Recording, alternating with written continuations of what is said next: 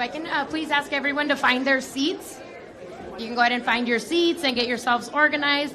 We'll be starting momentarily here in just a couple minutes with our welcome remarks, and then we're going to go ahead and start with the program. You just find your seats. Thank you. Thank you all for being here. Oh, yes. Thank you. Make sure you have your folders with you, and the folders that are being handed out at the check-in table.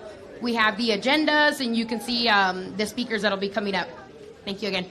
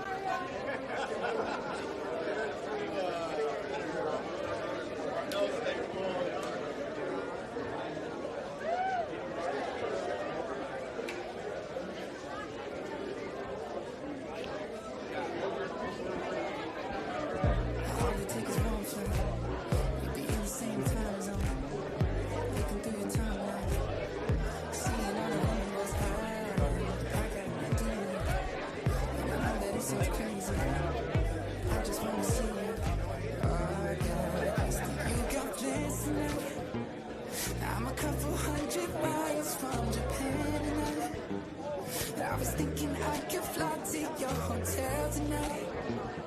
'Cause I can't get you off my mind. Can't get you off my mind. Can't get you off my mind. I can feel the tension. You can cut it with a knife. I know it's more than just a friendship. I can hear you thinking about it. Do I gotta convince you that you shouldn't fall asleep? It might be a couple hours, but I'm about to you got plans tonight. I'm a couple hundred miles from Japan and I was thinking I could fly to your hotel tonight. 'Cause I can't get you off my mind. Can't get you off my mind. Can't get you off my mind. Till you got plans tonight. I was hoping I could get lost in your paradise. The only thing I'm thinking about is you and I. 'Cause I can't get you off my mind. Can't get you off my mind. I can't seem to get you off my mind.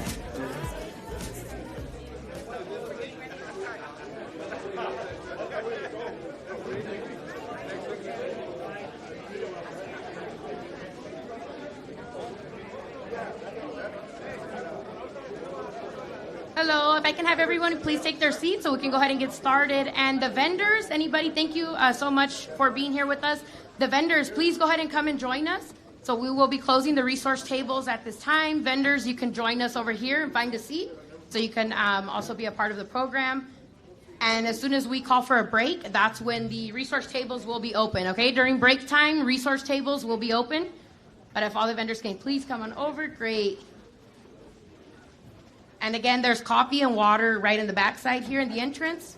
If anybody needs that. Thank you. And go ahead. Good afternoon and welcome. My name is Jeanette Angulo. I'm the director of the Imperial County Public Health Department and a proud veteran who served in the United States Marine Corps for several years. Semper Fi. It is a great honor to welcome you to this special event. Thank you all for being here today. And with that, I would like to introduce Mr. Richard Brown, who is our Calexico Chronicles. I got stuck already. From the Calexico Chronicle, and today he'll be our MCC. So please help me welcome Mr. Richard Brown.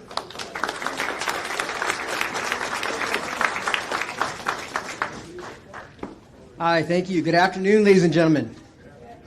Welcome to our 9th annual Veterans University and the first for the Imperial Valley. I am Richard Brown and I'm the editor of the Calexico Chronicle. I am your MC today. On behalf of Congressman Dr. Raul Ruiz, I'd like to extend a warm welcome to you all. Before we begin, let me remind you to please silence your cell phones and to refrain from talking during presentations. Now, please draw your attention to your folders. We have included in today's agenda information on Dr. Ruiz's work in Congress fighting for veterans, a card to write down any questions you may have for presenters, and a welcome letter from Dr. Ruiz. If you did not find a folder, please see one of the staff members during the break. Throughout the day, if you have any questions, please ask any of the individuals waving their hands. I expected more hands. There we go, there we go, there we go. Finally, Congressman Ruiz will be available after Veterans University to meet folks and for photographs, so please be sure to stick around. Once again, welcome to Veterans University. On behalf of Congressman Dr. Raul Ruiz and his staff, we thank you for attending. Now, please join me in welcoming Augustine Saldana, who has served in the U.S. Navy for 20 years, for the invocation.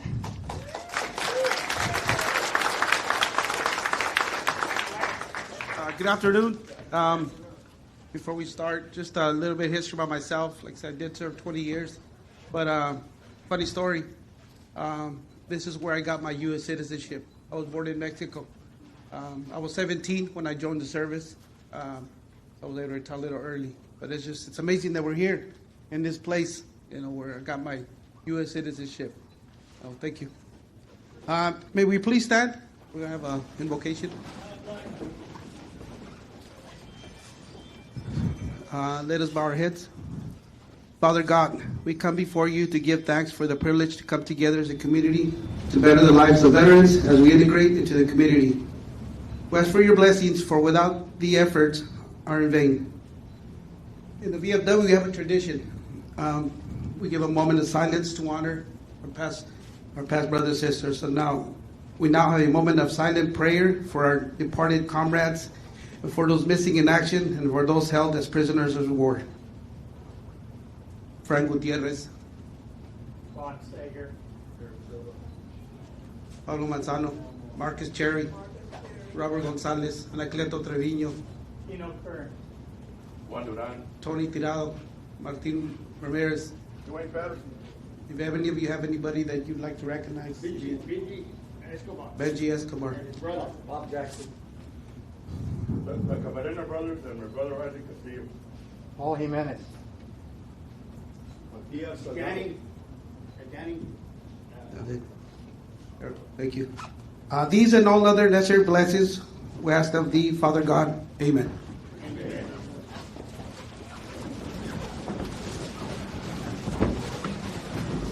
Thank you, Augustine. Please stand for the presentation of colors by the Southwest High School Cadet Corps.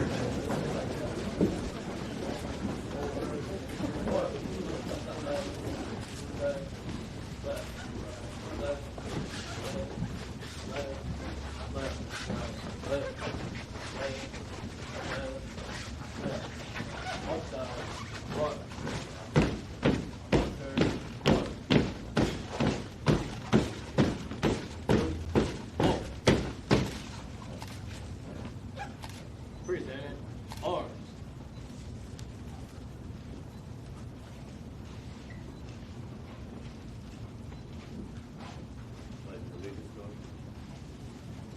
Please remain standing for the Pledge of Allegiance, which will be led by Marvin Neros, who served in the U.S. Army as a combat engineer. Hello, everyone. My name is Marvin. Please help me recite the Pledge of Allegiance. I pledge allegiance to the flag of the United States of America and to the republic for which it stands, one nation, under God, indivisible, with liberty and justice for all. And now, our national anthem will be sung by Holville City Manager Nick Wells.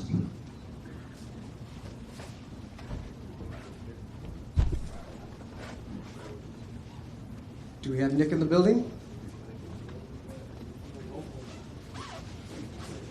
Do we have a remote feed from Holville? Do you have any volunteers? Definitely not. do it a cappella and get her done. There you go.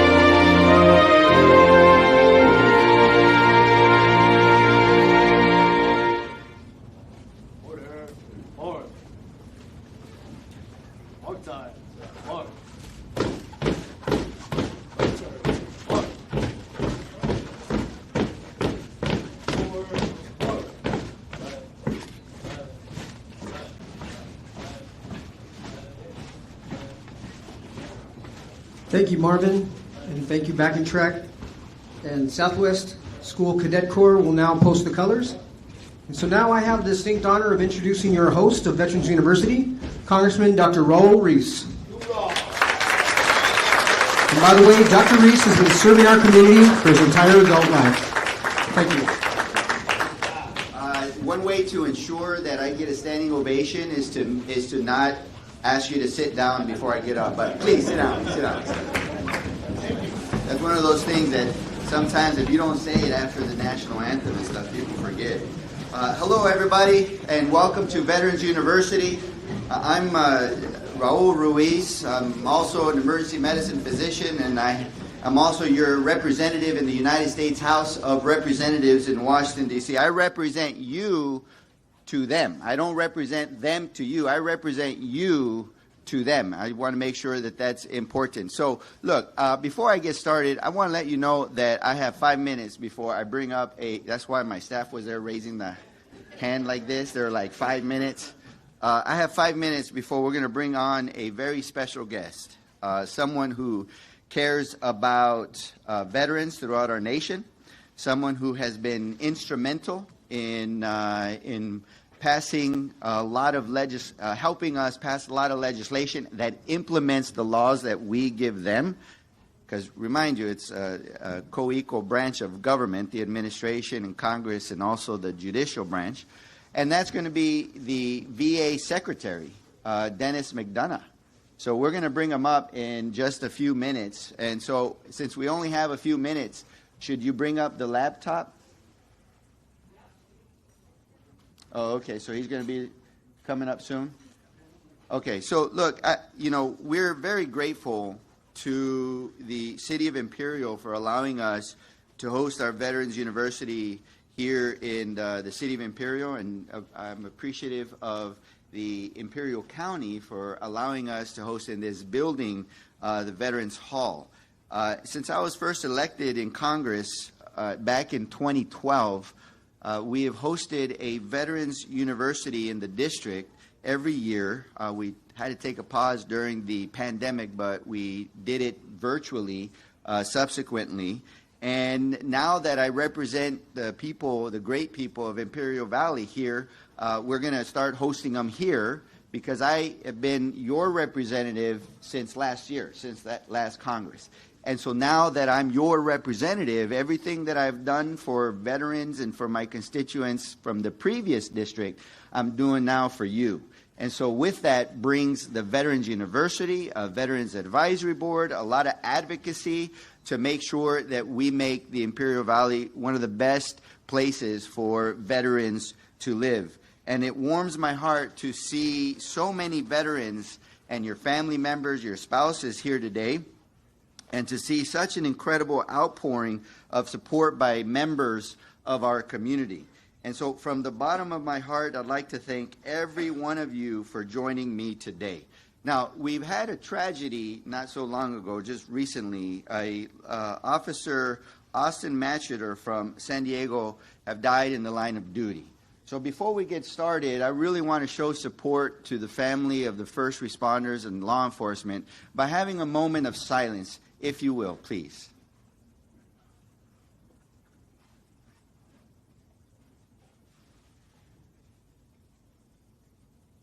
Thank you. And thank you to all the law enforcement officers that are here today for serving our communities and for the risk that you take on our behalf. So thank you very much. I'm going to say a few words in Spanish while we give the Secretary some time to log on so he can say a few words as well.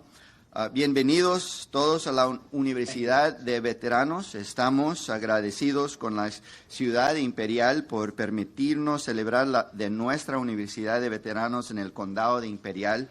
Desde que fui elegido por primera vez para el Congreso, hemos hecho la Universidad de Veteranos una prioridad en mi distrito y sigue siendo uno de mis eventos favoritos. Y tengo un placer para introducir ahora el secretario de la Administración de Veteranos. It is my privilege to bring on stage via virtually Secretary Dennis McDonough. And Secretary McDonough and I have worked together on multiple occasions with the sole purpose, is he on? with the sole purpose of serving all of you, serving our veterans. And I remember a particular meeting when I was advocating for the PACT Act, and I'll tell you my experience and my involvement.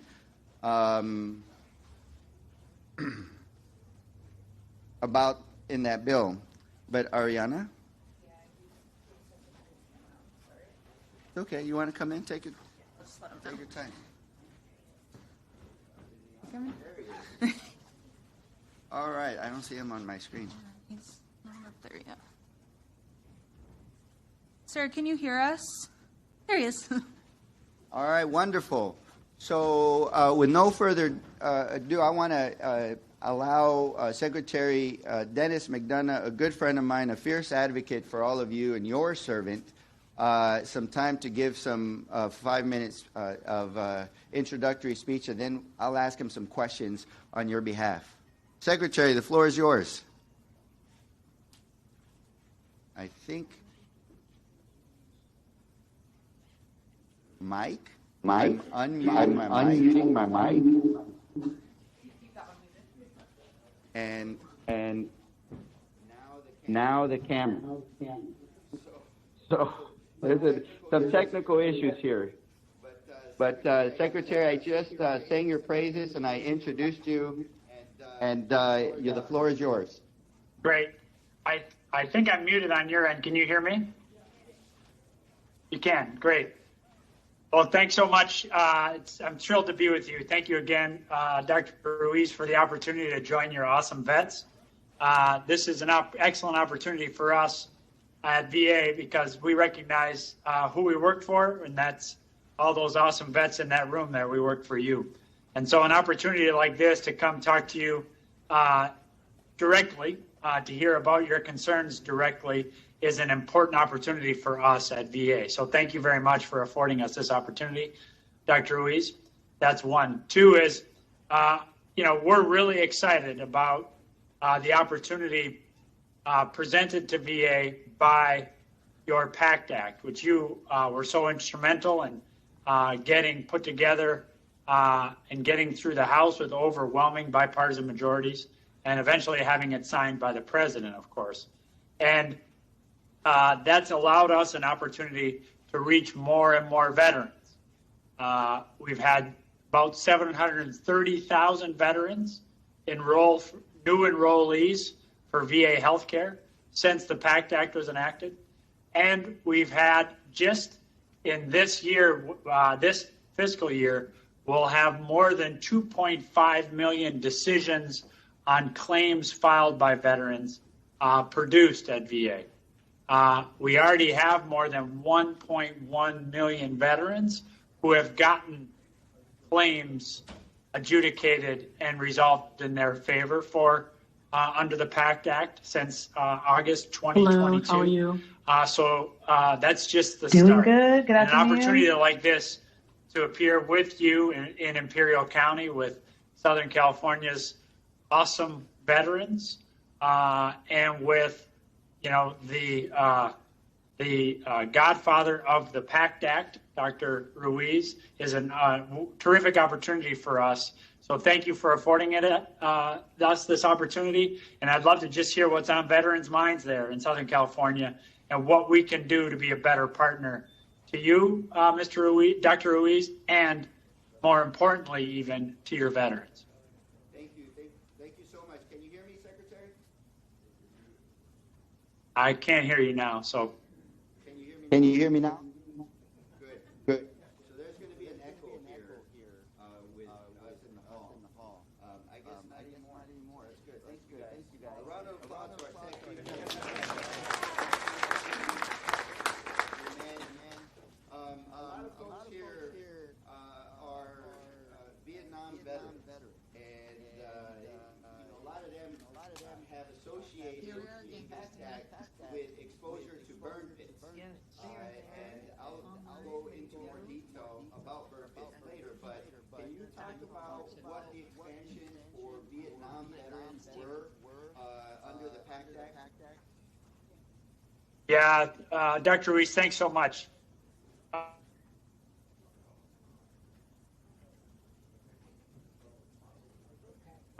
veterans of all eras, and in particular for veterans who deployed into Southwest Asia, Iraq and Afghanistan, for example.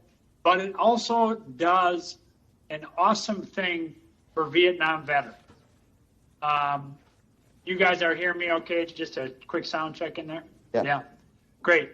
So for Vietnam veterans, those of you Vietnam veterans there with Dr. Ruiz, I say three things. First, welcome home, and thank you on behalf of a grateful nation. You did a very gutsy thing. Not everybody did their part, and we admire you and we thank you. Two, if you have hypertension today, if you have high blood pressure, Dr. Ruiz's new law, the PACT Act, says that if you served in Vietnam, were exposed to Agent Orange, and today you have hypertension, we can connect that. And we can therefore get you additional service connection, and we can get you additional benefits. Okay? Third thing I want to say to you is we have many of your battle buddies, including perhaps many of you in the room, who have not yet established a relationship with VA, even 50 years after you came home. What this law is saying is we want to have a relationship with you. If we already have one, let's make it a better relationship. If you don't yet have one, let's have one. Last week in the airport, 2 weeks ago in the airport in Seattle, I met a veteran, soldier, was in Vietnam in 66 and 67.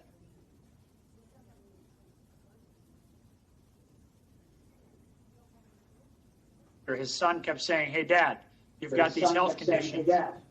Go see VA to get them taken care of."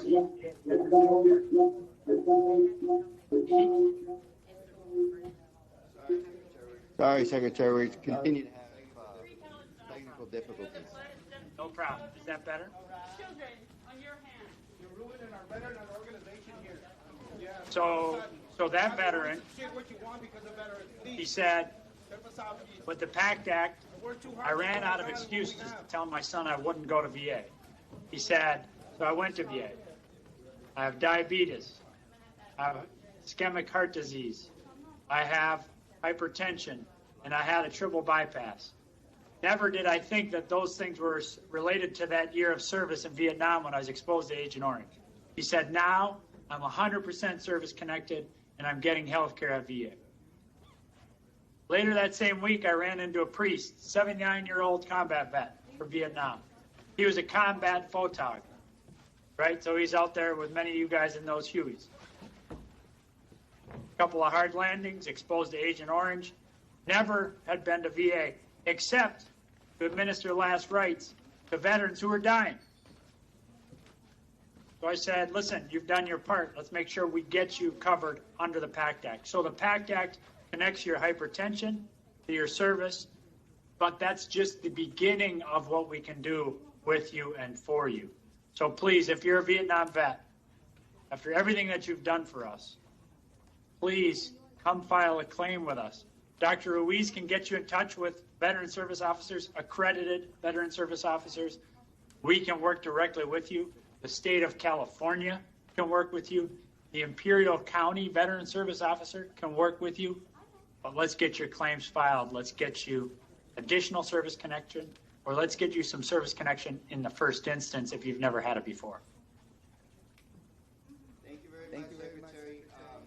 A lot of veterans here have also expressed that they have concern that if they apply for benefits under the PACT Act due to their exposure to burn pits, that they're going to lose their benefits that they've already had, or that they would get diminished somehow.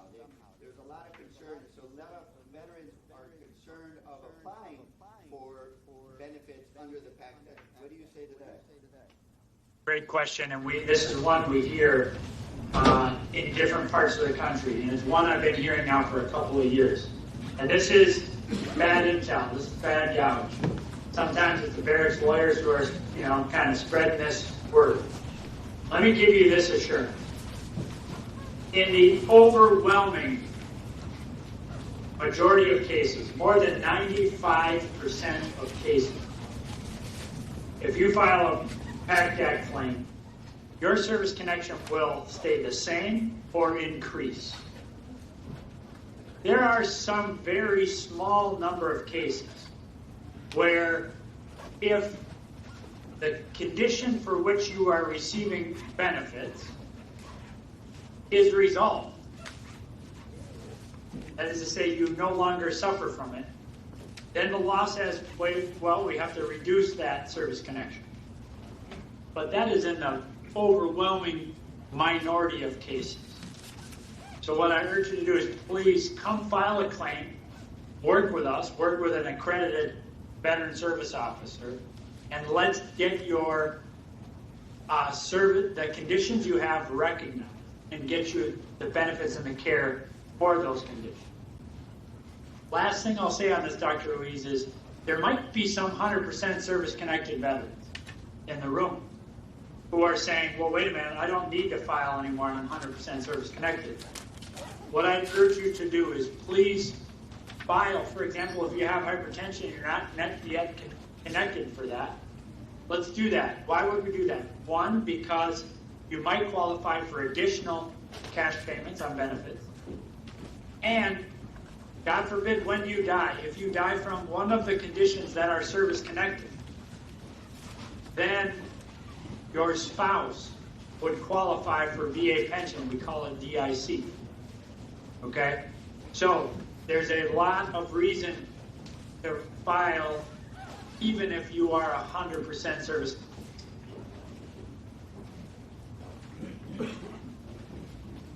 And I lose the service connection that you've worked so hard to get, probably over many years, is not true. Okay? So please call us 1-800-MY-VA-411 or work directly with Dr. Ruiz's awesome team. And believe me, that guy's up at my business when we're not doing the right thing for his vets. This guy's got my cell phone. He's kind of all in my business. So if there's something that's not working, let us together, Dr. Ruiz and I, get to the bottom of it. So I got a last question. There's a lot of unfortunate experiences that our veterans have where people are calling them pretending to be veteran service certified individuals, and they're charging them to help them be to apply for PACT Act benefits and all that. Sorry about that, buddy. I'm muted. So a lot of the veterans here have been victims of scams, and so what can they do if somebody charged them to apply for benefits and are posing like a certified veteran service officer? What can they do to prevent them? What can they do to if they have been victims? Most important thing to do in the first instance, you read me okay? Yes.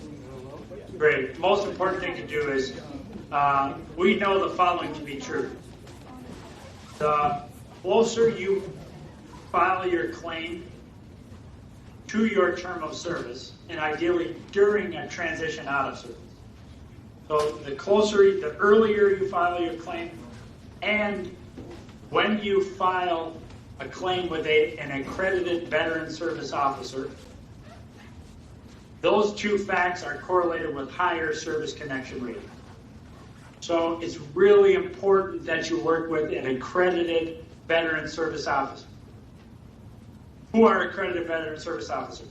Well, those are the veteran service officers that work with the VFW, Vietnam Veterans of America, the American Legion, and the Wounded Warrior Partnership.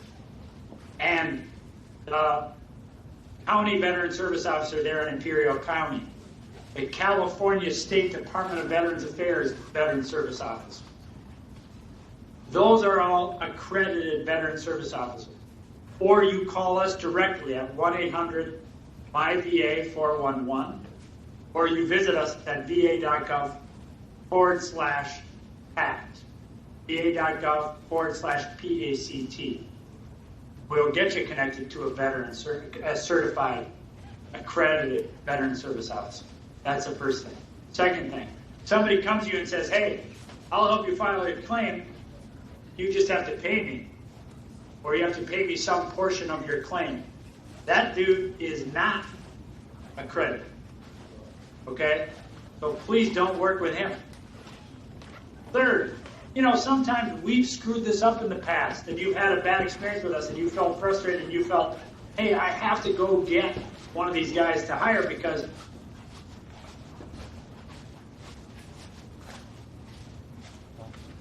that. And you find yourself in that situation, like Dr. Ruiz has just said, where, somebody's trying to scam you. Well, again, call us at 1-800-MY-VA-411, or get on the internet, va.gov/OIG/hotline. va.gov/OIG/hotline. OIG, and that web address stands for the Office of Inspector General. We want to know the bad actors out there so we can make sure that we're visiting them. And the Office of Inspector General is constantly looking for these kinds of scams. So you can always get us at 1-800-MY-VA-411. And you can always report a bad actor to va.gov/OIG/hotline. Thank you very much. Was that information helpful? Well, that's good. Well, let's work on spreading the news. We don't have questions and answers here today. We'll do it during the presentation. I think you're good again. Secretary, I just asked the veterans here if that information was very helpful, and they all, said yes in unison. They're shaking their head. Let's give a round of applause for Secretary.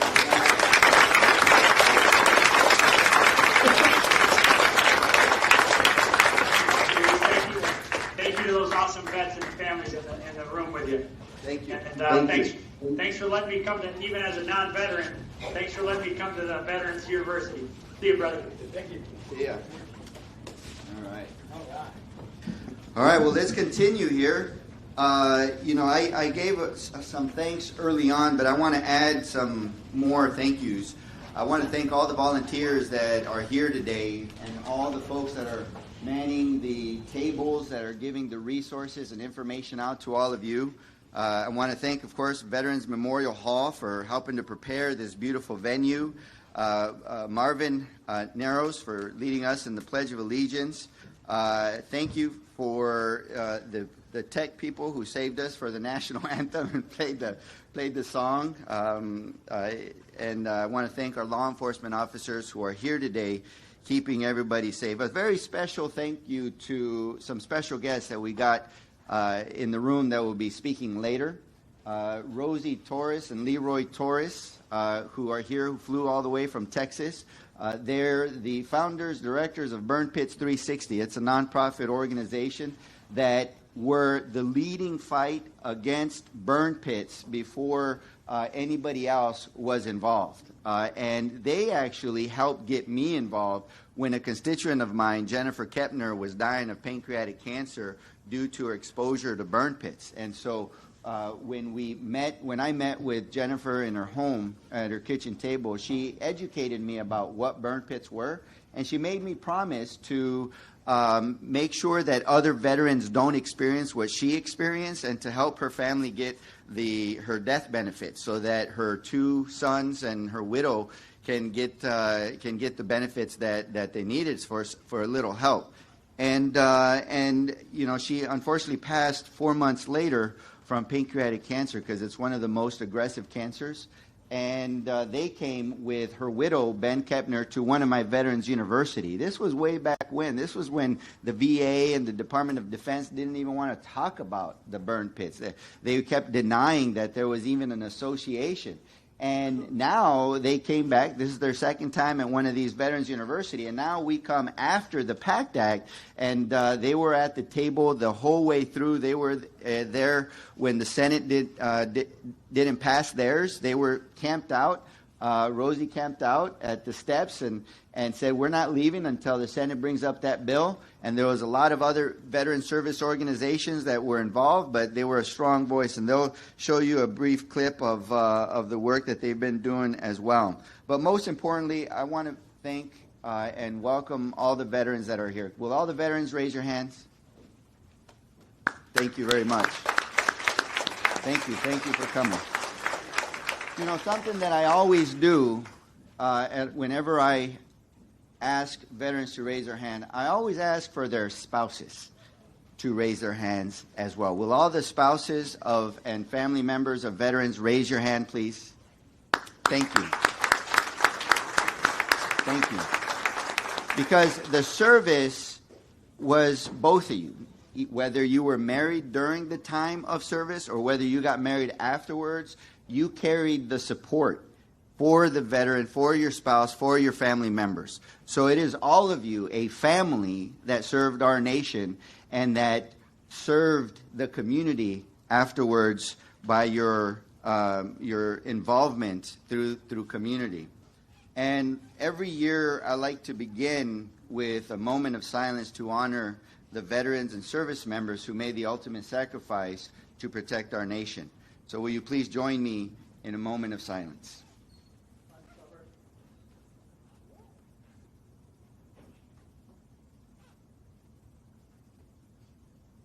Thank you.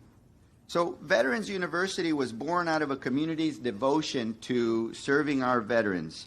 It's a principle-based approach to the notion that together we can empower veterans in our families and in our communities. Veterans University holds a very special place in our hearts because every year we've helped countless veterans get the health care, the benefits, the recognitions that they have earned and deserve.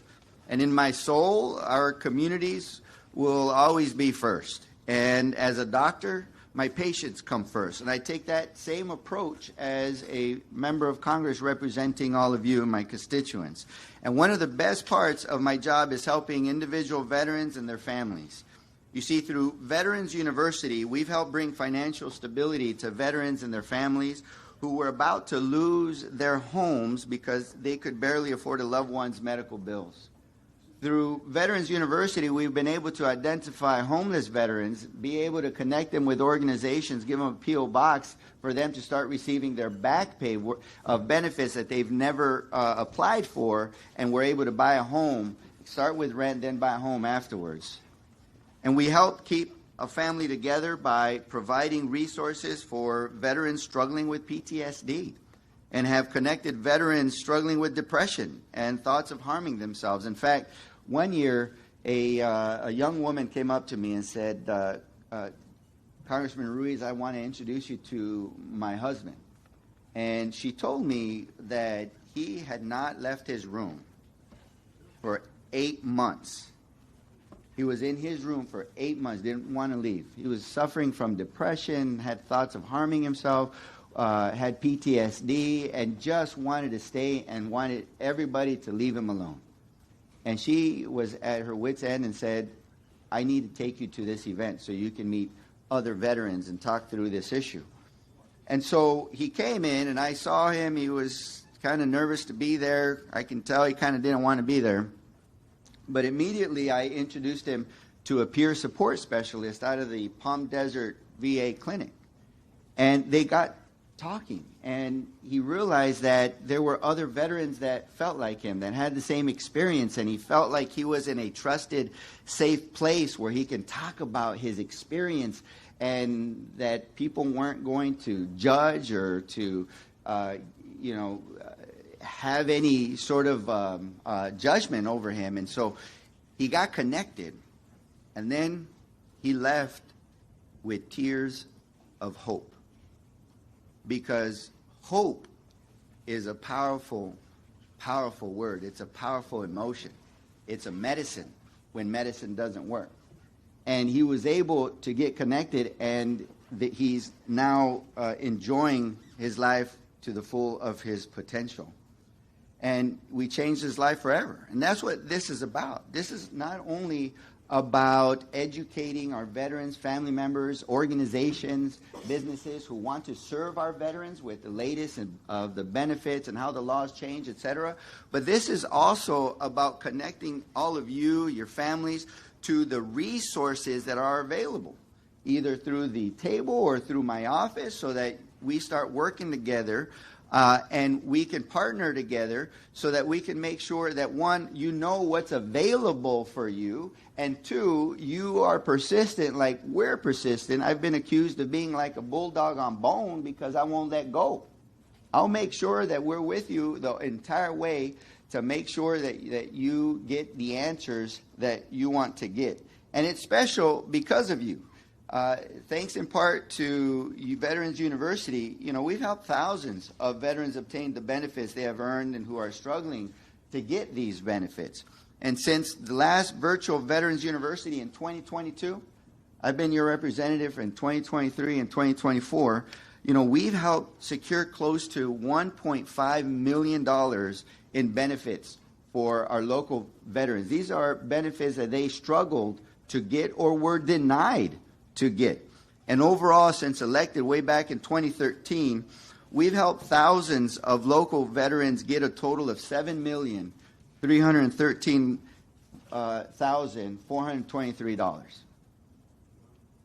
That's thousands of veterans, husbands, wives, fathers, mothers, and daughters, real people struggling in the community who put themselves in harm's way to protect our freedoms, and then being denied or running through barriers where veterans don't get the help that now they need and their families.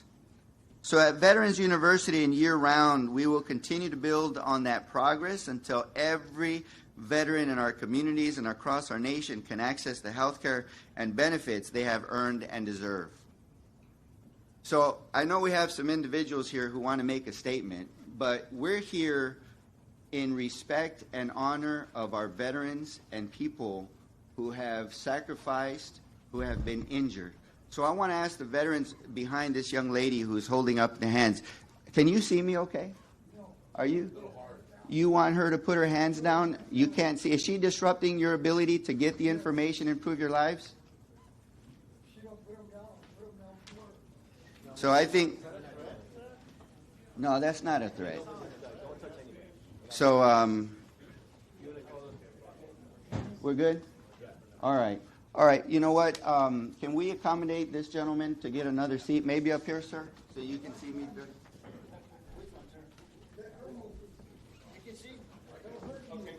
Yeah. All right. Well, look, guys, I think, this event is for you. And so, if at all possible, let's focus on the information that's here for you. Because, my heart bleeds for what you've been through. My heart bleeds for what you've done and served for our country. And so we're going to make sure that we continue and that we provide you with the information that you need. So, thank you.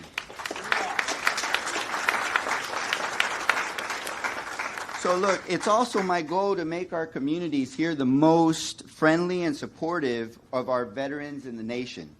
And to make that vision a reality, I'm proud to have introduced bipartisan legislation to help disabled veterans receive their full earned benefits.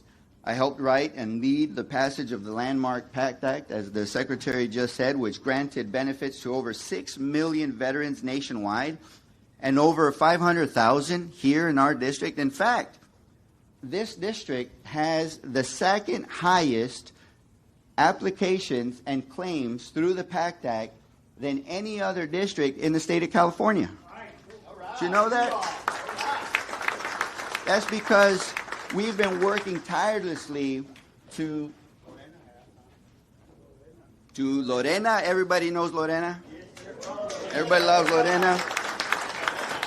Lorena, stand up. Stand up, Lorena. Let's give Lorena a hand.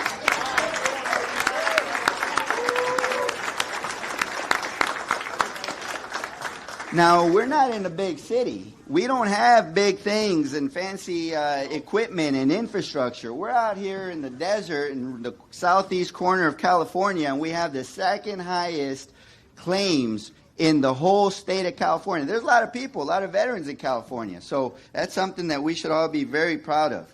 You know, we also advocated to establish a VA clinic in Hemet, which we didn't have before, and we just got that open this past May so that we can increase healthcare access for all of our veterans. And we're talking with the San Diego VA to see what we can do to expand more services here. And I'll be hosting more roundtables and conversations with all of you so that we can prioritize what you want here in your district. And I'll go to bat for you with the VA. As the Secretary said, I have his cell number, and you better believe I use it when I need to fight for all of you, okay?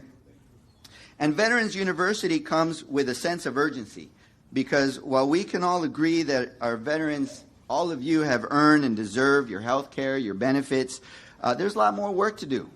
There's a lot more work to do. And you, the veterans in this room, know better than anyone else. Okay, you know better than anyone else the challenges that you've gone through, you and your families. And so that's why we all need to continue our advocacy for veterans. And that's why one of my top priorities in Congress has been to find reforms that empower veterans, your families, and help them live full, healthy, and productive lives. So in your packet, you can find more information about the bills than laws that I've championed, which are helping to connect disabled veterans with transportation to their medical appointments, recruit quality physicians to work at the VA, connect veterans exposed to burn pits with the health care and benefits they have earned and deserve. And so let's talk about what these burn pits are. Many of you know what they are. Many, perhaps some of you don't. But thank you all for sticking around. I really appreciate it. You know, one of the beauties of our country is the freedom of speech, and that's something that a right and a freedom that all of you have fought for. So I appreciate that. I appreciate that. Thank you. They should be thanking you as well. So thank you for all of that and for sticking around, and I hope that some will come back, you know, because we do have a lot of important information to go over. Before I conclude, I just want to say just a very heartfelt thank you to all of my staff that worked tirelessly to put this together. I mean, they were nonstop. I mean, more than 10 hours a day. They were at last minute, sometimes weekends, talking about, you know, making sure they have all the logistics so that we can serve you to the best of the ability. So can my staff raise your hand, please, again? My staff, raise your hand. Thank you. There's a couple in the back, one here, one there, a couple here. Thank you so much. This year, I'd like to specifically recognize 3 veterans and leading advocates of our veteran community. They embody the values of service, patriotism, and bravery, values exemplified by today's awardees. So I'd like to welcome to the stage Janet Angulo, Agustin Saldana, and Chairman Thomas Tortes Jr. Come on up. So Janet Angulo is a veteran of the United States Marine Corps. She has worked for the Imperial County Public Health Department for nearly 21 years. There she held different positions, including that of administrative analyst, program supervisor, health promotion manager, and Community Health Deputy Director. And in 2020, she was appointed as the department's director. So I have a special gift for her. I have a flag that was flown over the U.S. Capitol in her honor.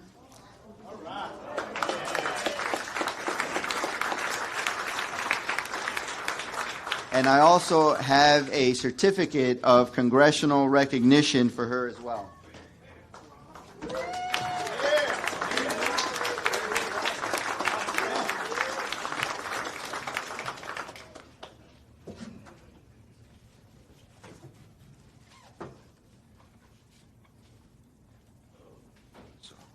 There you go.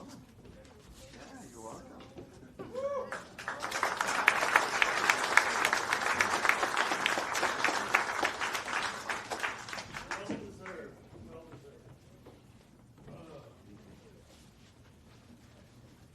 And stay up here. We'll take a group photo afterwards. Next, we have Agustin Saldana. Served 20 years in the United States Navy from 1984 to 2004. Currently, he is a quartermaster for VFW Post 9305, where he conducts the reporting and financing of all post funds and property. And despite holding this demanding role, he also dedicates his time off to veteran-related organizations and events in the Imperial Valley, involved in organizations such as the Veteran Advisory Council, American Legion Post 25, and the Brawley Elks Lodge. He was recently awarded Ironman recognition from Sure Helpline for his leadership in the community.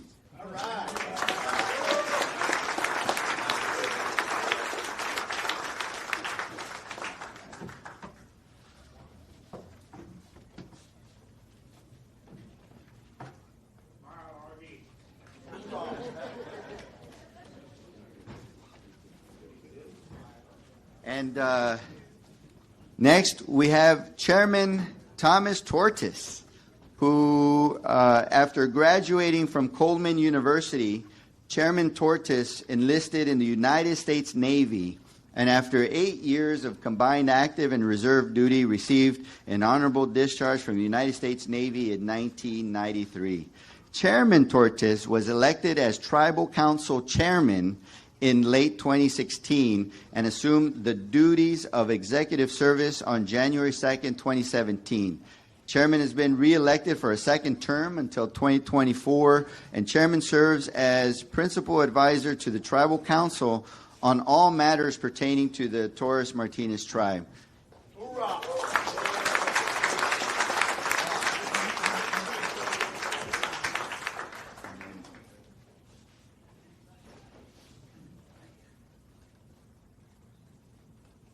Then let's get one with all of us here.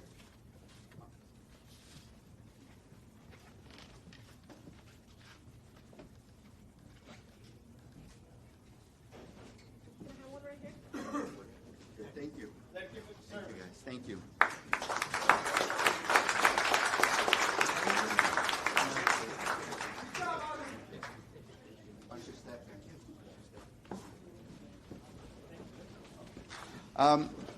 When you guys are having difficulties with your benefits, please call my office. If you haven't heard from the VA in way too long, please call my office. If you don't know if you have received medals for your combat service, or you know you have and you just haven't received it, come talk to my team. We're here for you.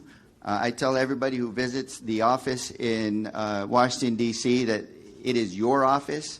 My office here is your office because I work for you. It's the people's house. It's the people's office, and I work for all of you. So please don't hesitate. Come to my office. Let's have conversations. Let's get more services here for our veteran community, and let's work together to get it done. So with that, I'm going to hand it over to the Captain. He's going to take over as the MC, and we'll have some special guests come up and speak soon. Thank you, everybody. Thank you, Doctor. Thank you all. Just a brief introduction. My name is Ernesto Ruedas. I am the commander of the El Centro area for the California Highway Patrol. I'm a Marine Corps veteran as well. Semper Fi. Semper Fi. At this time, I want to invite Rosie. You ready? The floor is yours.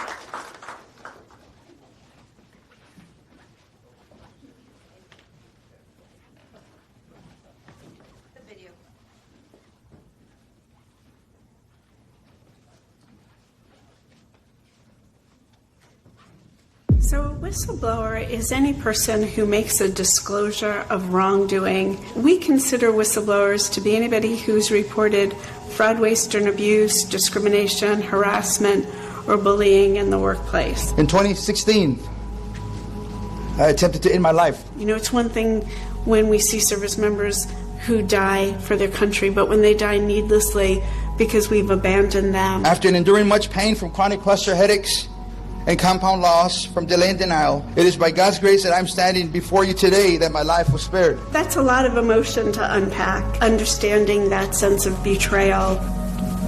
Every day was a struggle. He was so heartbroken. They stripped him of his dignity, of his integrity. He treated him like a criminal, like he'd done something wrong, and all he did was go to war. And they stripped him of everything. They took his car, they took his badge. They took his life and his soul and his heart. And all I had was a shell that was empty. And all I could do was help feed it and nurture it and try and give it hope so that he wouldn't leave us. Thousands of men and women who served in Iraq and Afghanistan and may be sick or dying because this was the air they had to breathe. Captain Torres went to war, and when he came home, he brought a piece of the war with him. And if he had been a member of the local sheriff's department or a U.S. Marshal or worked for any other employer, he would have been able to sue to vindicate his rights. It's a fight that you sort of can't imagine is even taking place. There's a guy who volunteered and ended up in Balad and comes home to be a Texas Ranger and is clearly sick from what he experienced in Iraq and has to convince people that's and then loses his job, and now they've got nothing. I saw this spiral into this abyss where all of a sudden everything that I had worked so hard for and had gone and served my nation and come back with limitations, but yet there was no resolution to my problem. Because I went to war, now I was being punished. Then I was paying the price. Not only me, but my family was paying the price. See, and I said, we're going to fight. And I'm not going to stop fighting for you until we get justice. And that's why I left no stone unturned. Because it was for Leroy, it was for Will, it was for Fred, it was for everybody. We will organize at every one of your district offices. Veterans were not trained to give up. They were trained to fight. We will mobilize our veteran community and we will mobilize America. Today we are going to introduce a bill that we've been hoping to have and be passed eventually, but a bill that'll help those sick and dying. Because human life, which is so fragile, which only exists for a certain amount of time, should deserve to get as much time on this planet as possible and not be held hostage by fake politics. And that's what they did to these men and women. We're not here to do the traditional stuff. We're here to make change happen. These are men and women, mothers and fathers, sisters and brothers that we just let stand outside in the heat when they can't breathe. Not one person stopped and said, thank you for your service. Are you okay? How can I help? You just said America's worth fighting for. What the? Are you kidding me? This is embarrassing. How do they get to decide the fate of the future of these warfighters? Like, that's bullshit. If government is willing to send us to war, they should be responsible enough to care for us. These men and women fought for all of your freedom. And Congress has turned their backs on them. All I can do, I got one trick, and that's to get some cameras down here so that these people can be heard. I want to thank all of these veterans organizations that worked their asses off to make this happen. Yeah! We're trying to demonstrate that there is an urgent issue in terms of veterans care that needs to be addressed through congressional action. I find it more frustrating that the people that are supposed to take care of them haven't been doing We it. demand answers. We deserve justice. That's why these guys are out here, my man. Keep the pedal to the metal. Thanks, John. Great job. So let's get this one thing clear now. We're going to get a piece of legislation. Of all the things we have, time is not one of them.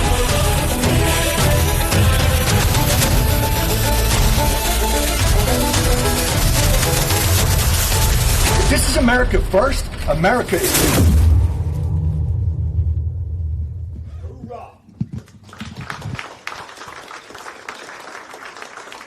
Good afternoon, and thank you to Congressman Ruiz and his amazing staff, his amazing team for inviting us here to Imperial, California. It's an honor to be here all the way from South Texas. And, we're here to support this effort, and we're grateful for Congressman Ruiz because he answered the call when my own congressman wouldn't. in our own district. So thank you, Congressman Ruiz, for answering the call and supporting countless veterans. This afternoon, I wrote some thoughts down for the sake of time, but I want to take you on this journey of what my last 14 years have been in about 7 minutes, and then I want to give time for my best friend, my caregiver, my advocate, who's been by my side. So, my father served in the Army during the Korean War, and I aspire to follow in his steps by serving our nation. I joined the Army National Guard at the age of 17 and dedicated 23 years to service, including 7 years of active duty and 16 years in the Army Reserves. I also became a state trooper in Texas in 1998. However, on March 18th of 2013, I was medically retired from the military due to toxic exposure from burn pits during my deployment to Balad, Iraq from 2007 to 2008. In addition to my medical retirement, I was also dismissed from my civilian job as a state trooper after 14 years with the Texas Highway Patrol Service on August 31st of 2012. Returning from Iraq marked a profound change in my life. I had no idea I would face debilitating health conditions that would later inspire Burn Pits 360's motto, "The war that followed us home."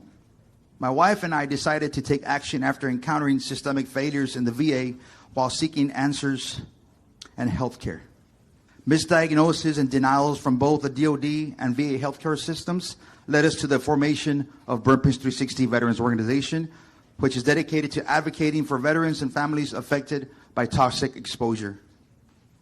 Since my return from Iraq, I've had over 460 medical visits, including consultations, procedures, emergency room visits, and countless examinations for mysterious illnesses.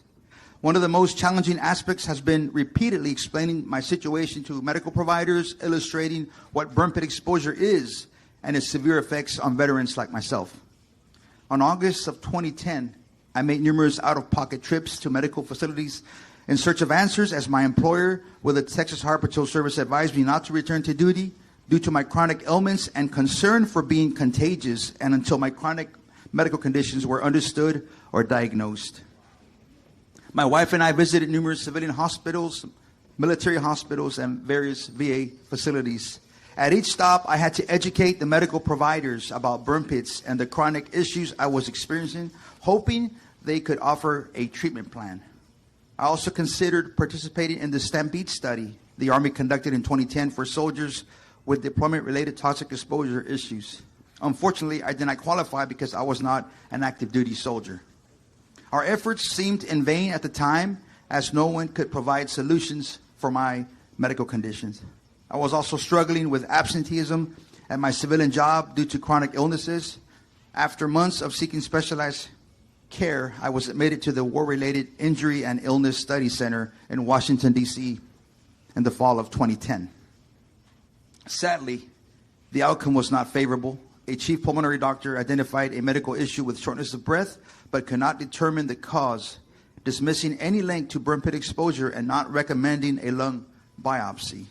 However, on November 16 of 2010, after previous visits and connecting with Dr. Robert Miller at Vanderbilt University Hospital in Nashville, Tennessee, my lung injury was finally identified through a biopsy, diagnosing me with constrictive bronchiolitis with peribronchial fibrosis.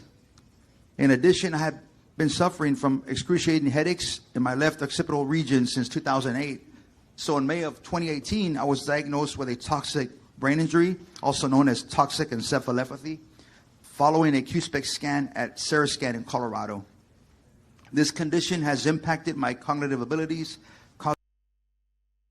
and sleep disturbances, with effects similar to those seen in CTE brain injuries of NFL football players. I now rely on supplemental oxygen to help manage and prevent chronic cluster headache attacks.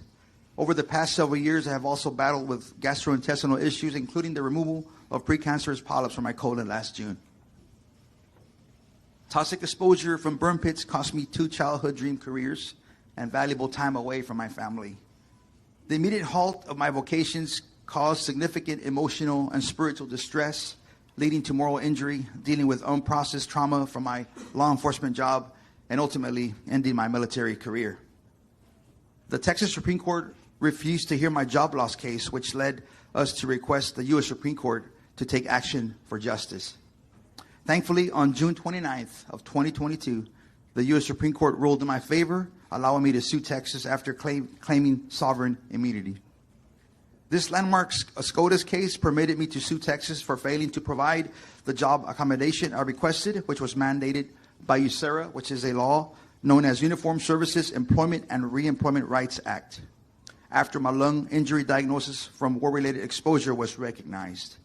Additionally, the SCOTUS decision reinforced USERRA employment protections in other states for countless veterans that were in similar situations as mine, not having to endure the burden alone due to the illnesses or injuries caused by an instrumentality of war following an activation of service in the reserves or National Guard.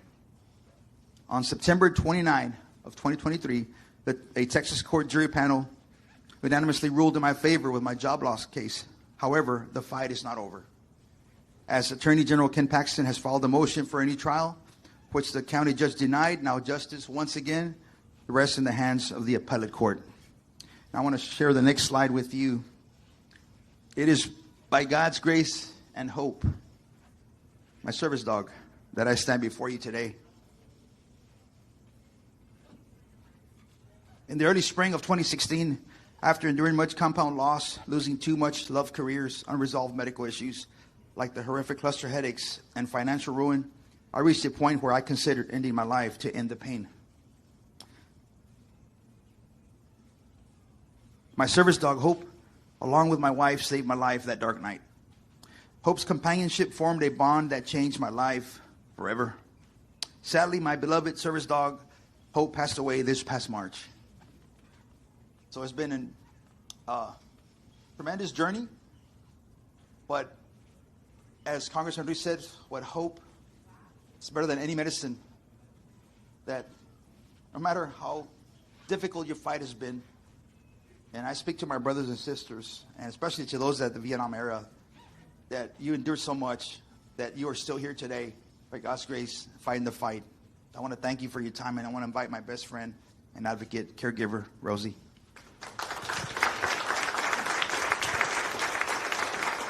Thank you, Congressman Ruiz and all of your staff for inviting us all the way from Texas.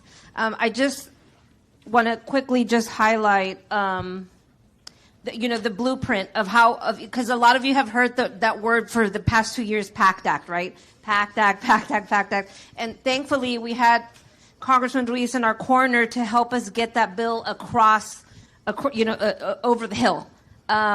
We're, just two Latinos from Texas who were served a platter of injustice, like veterans all across the country that we met, right? Like their sons were dying, their daughters were dying, they were sick, their husbands, their spouses. And, we just decided to take matters into our own hands and organize. And like I said, thankfully, Congressman Ruiz stood up, and it didn't matter that we weren't from his district. It didn't matter that we were from Texas and we needed help. He stood up. So I'm just quickly going to go over, how we got to where we are. So 14 years ago, PACT Act originated from our kitchen table in Robstown, Texas. We created the first burn pit registry on a platform called Vistaprint.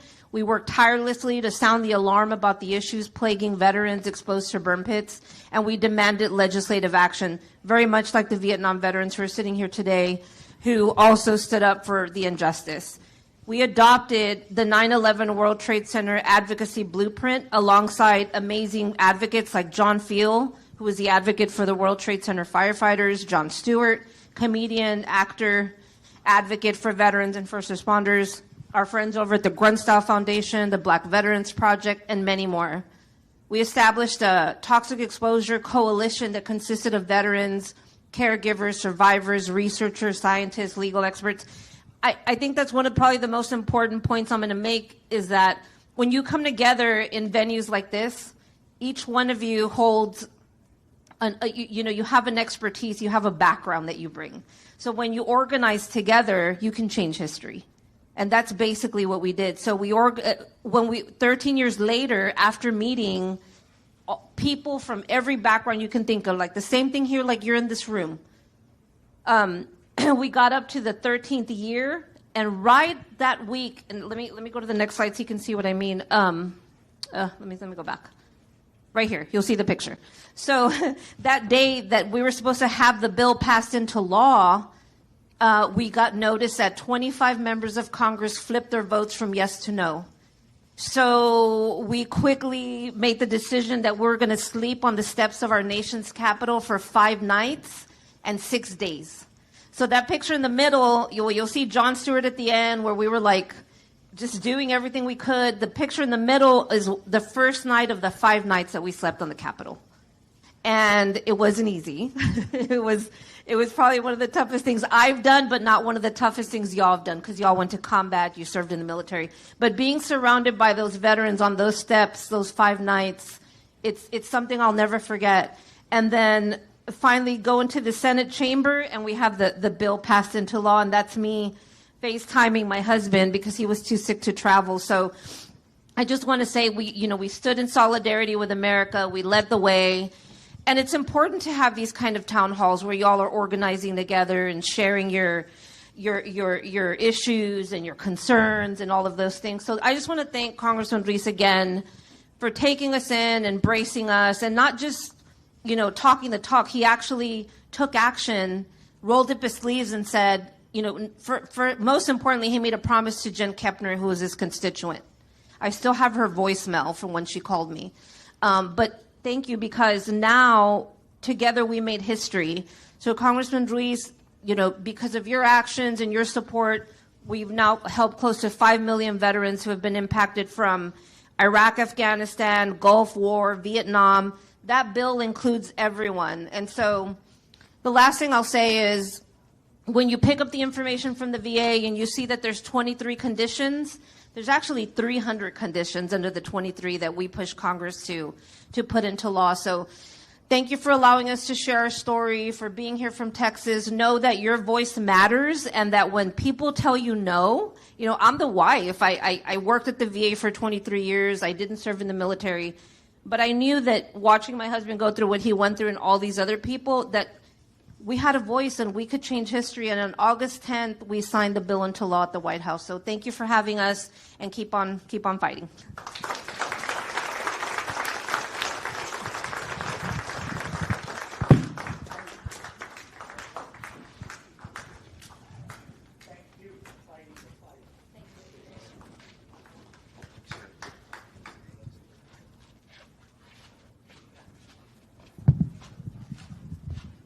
Leroy and Rosie, thank you guys so much for all the work you have done for the PACT Act. And then also thank you to Congressman Ruiz and Secretary McDonough. On behalf of Congressman Ruiz's office, they want you to know that there's some information on your folders. So if you guys want to take your time, there's an evaluation form in there. If there's things that they can do better in putting this event next time, please let them know. There's also information cards in there. If you guys have any questions, you can submit those questions to the staffers, and you can hand it to them, and somebody will get back to you. So I'd like to welcome the VA representatives from San Diego, and they're going to go over Benefits 101.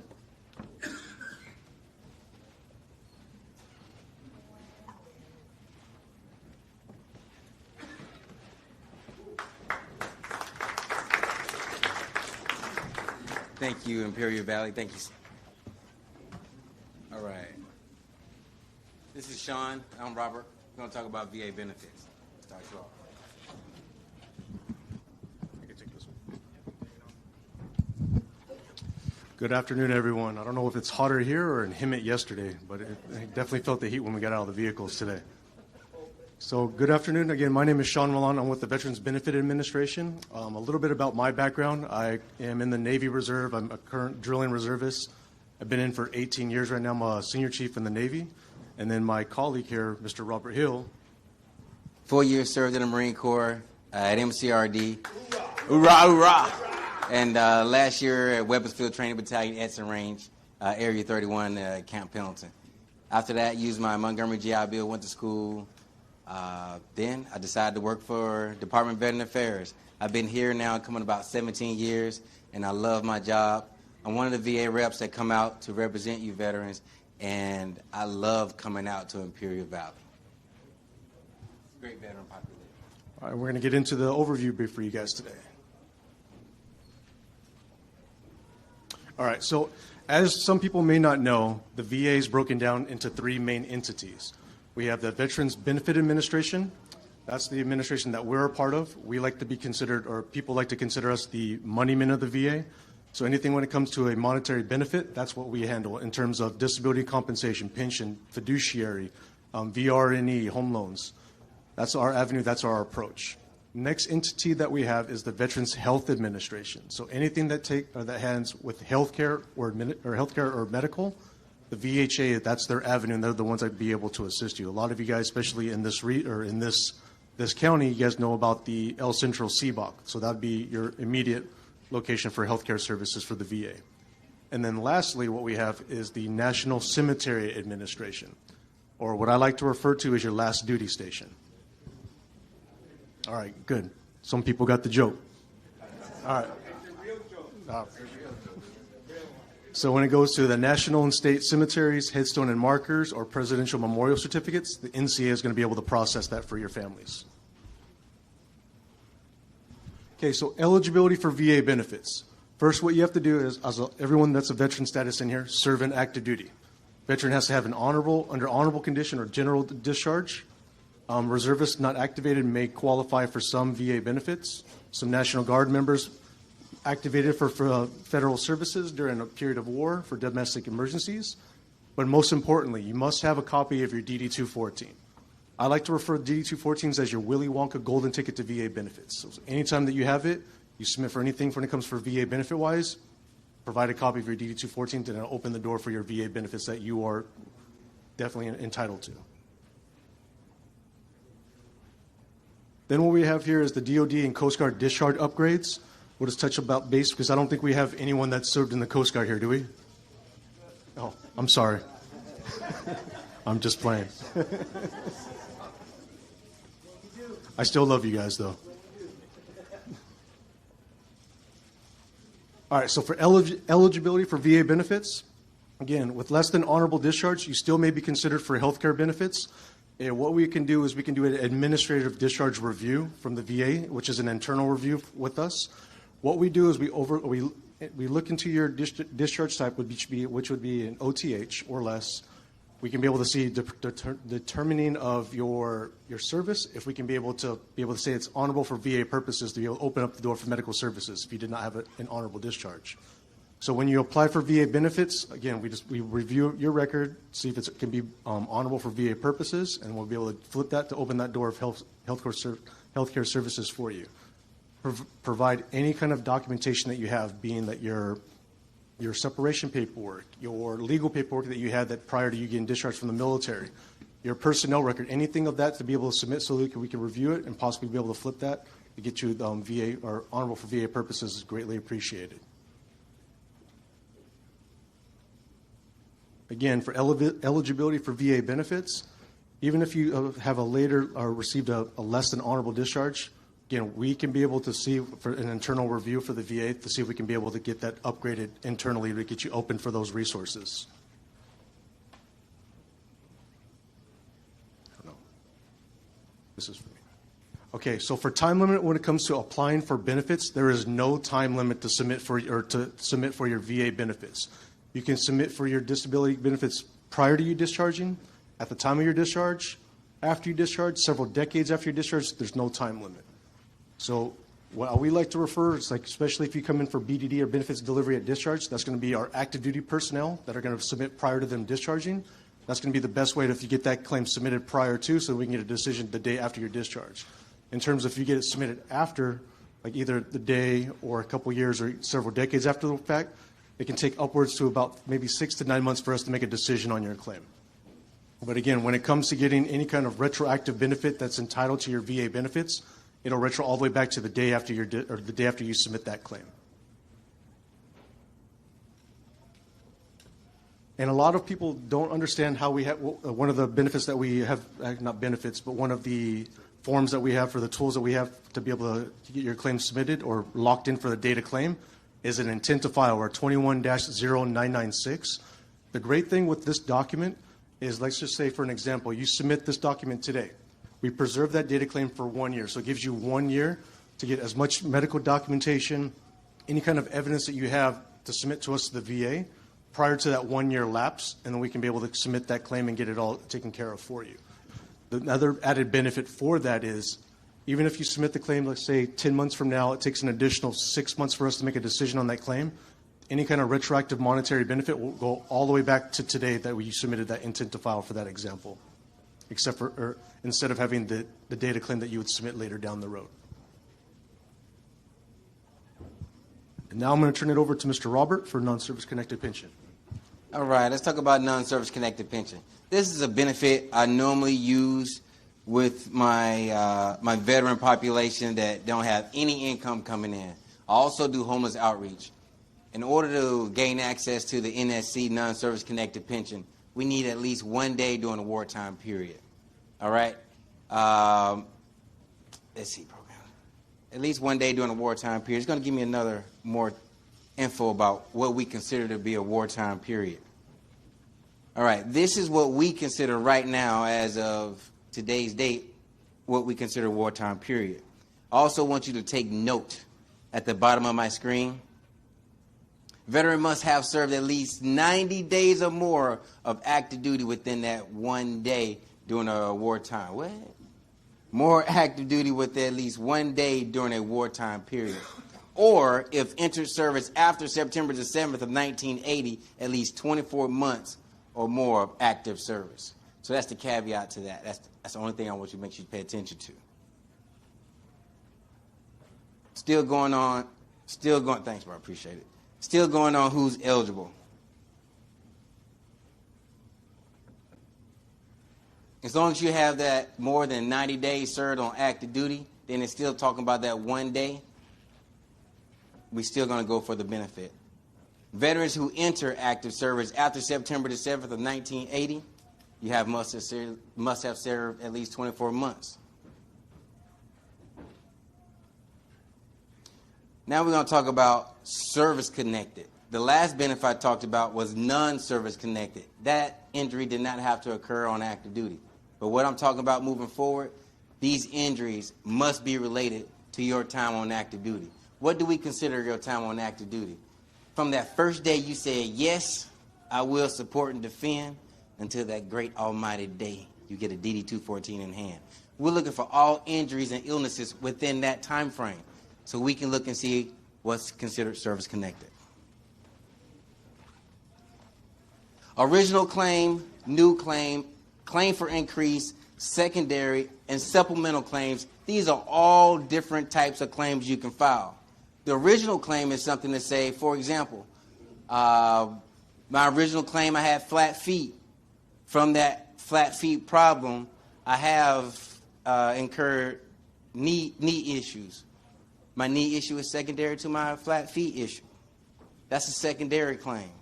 Now, a claim for increase is where now my 0% knee issue has gotten worse.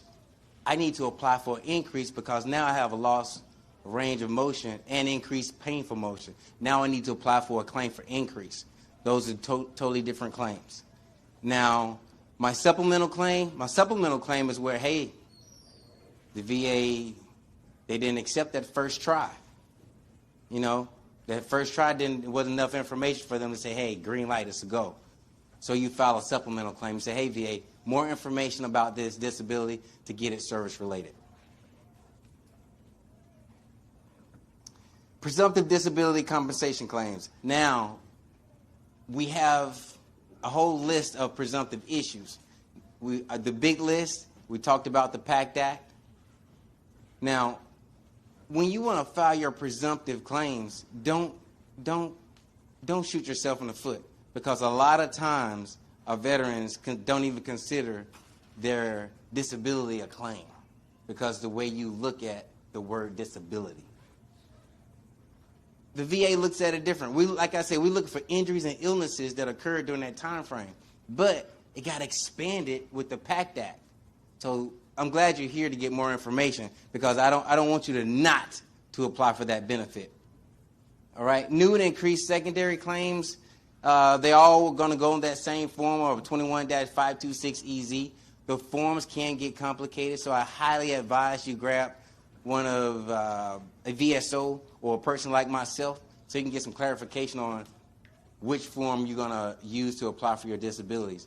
The VA will put a pause on your claim if it's on the wrong form. Okay?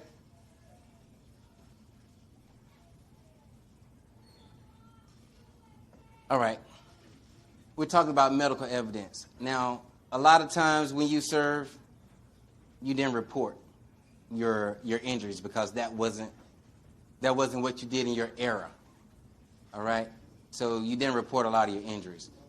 Sometimes you're going to need a buddy statement. A buddy statement or a medical nexus from a doctor to say, hey, these injuries you sustained back during this time period is a direct result of your service. If you don't get a nexus, you're going to need a buddy statement from somebody who served with you, an ex-wife, or somebody who knew you during that time period. That can also help with trying to get your disabilities related to service.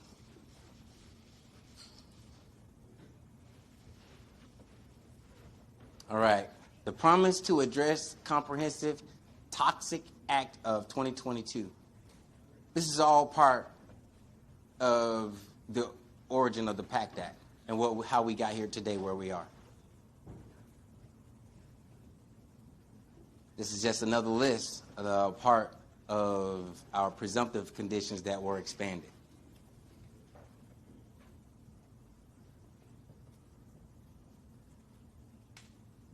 Upon that expansion, we also talked about different places you might have went to. And you also noticed that we did include, 10 to 15 miles off the coast of Vietnam. Now that also was included in the expansion in the PACT Act, just as these places were added.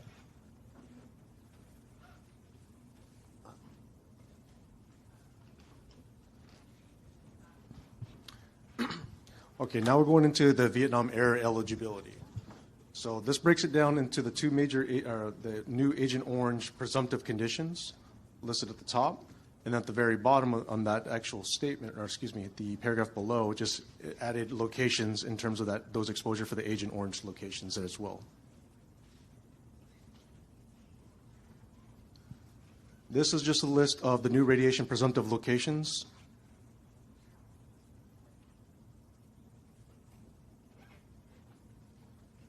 How to apply for VA benefits. There's multiple ways to go about doing it. You can go through an accredited attorney, a veteran service organization, or you can go directly with us, the VA. Again, Rob, he comes out here at least once a month. I think it's the first Monday of the month, if I remember correctly. El Central CBOC.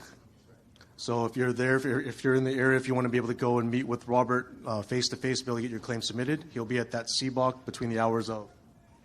I get there from 8 and I stay to 12. We're looking to increase hours there, so if you give them a call, put your name on the list. Jonathan there, I know his title, but he runs the clinic, and I'm looking forward to Congressman Ruiz and him working together to get permanent personnel out here. So when you call in, that's a name, that's a social that they cannot ignore. So I thank you for participating, and please call in. First Monday of the month. Okay, thank you. Unless it falls on a federal holiday. Unless it falls. All right, so I'd like to just ask this general question. How many of you have a VA.gov account already? A VA.gov account. How many of you do not? Okay, so I would task you ones that do not have an account, please create one. Everything when it comes to VA now, we have expanded, we have evolved in terms of doing everything virtually now. So that opens up the doors for you to be able to have complete access through your VA record, any kind of access to any kind of VA letters that you may have, being like if you need disability compensation letters, that shows how much compensation that you're currently receiving. If you need to get your certificate of eligibility for education or your home loan, that opens that whole expansion and everything for you. So I definitely advise to be able to open that VA.gov account. And plus, when you have that, if you need to talk to me and I'm in San Diego, I can walk you through the process when you have access to VA.gov. So that makes our access to each other a lot easier. And the great thing when you work with a VSO or Rob or myself when it comes to your disability claim, We'll sit down with you. We'll get you the proper forms that need to be completed, either being like your 526 Easy or your 0966 or 0995, which is going to be your supplemental claim. We'll see what was the decision, or if it was previously denied, to see what was the reason why it was denied, for us to be able to research, to be able to see how we can better navigate to get you service connected if it's granted in terms of being service connected and everything. So that's going to be another important key in that aspect of working with someone that's accredited. So big thing too, especially if you have your va.gov account, if you have your evidence that's transferred to a PDF version, you can upload it directly right into your file through va.gov. So if you go to va.gov, you click on the search engine, you click on Quick Submit, upload it straight in there. It's so easy a Marine can do it. It's very Marine proof.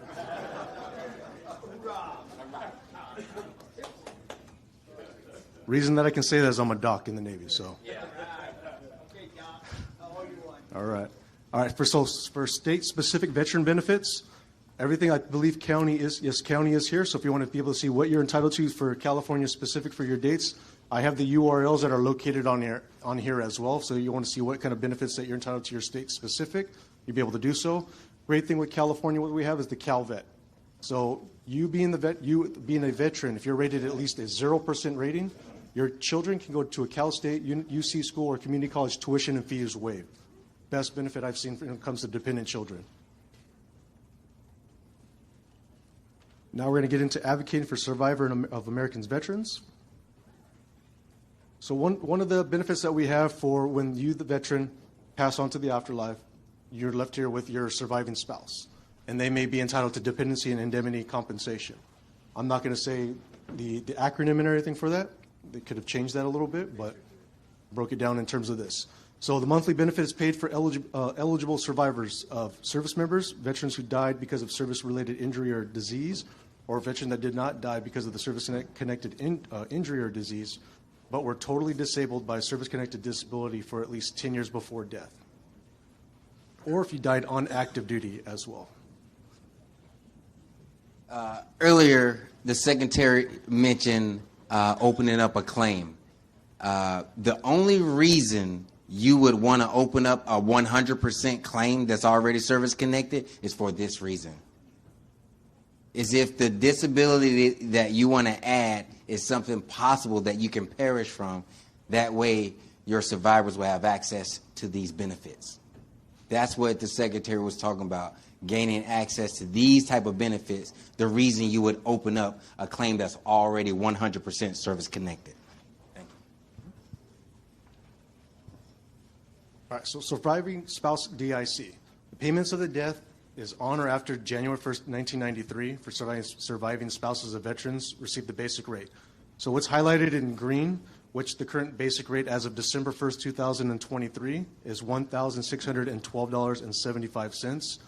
And then there's going to be additional payments if they qualify for it.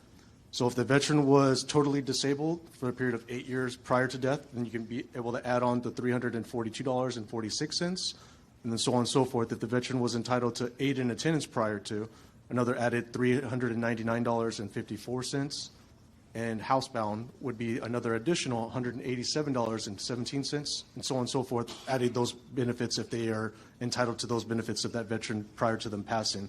So that can ultimately get your surviving spouse an added benefit close to upwards of nearly $2,500 monthly benefit for the DIC benefit. I don't know if it has everyone taken advantage of the burial pre-need eligibility by chance? Submitted your pre-need to the National Cemetery?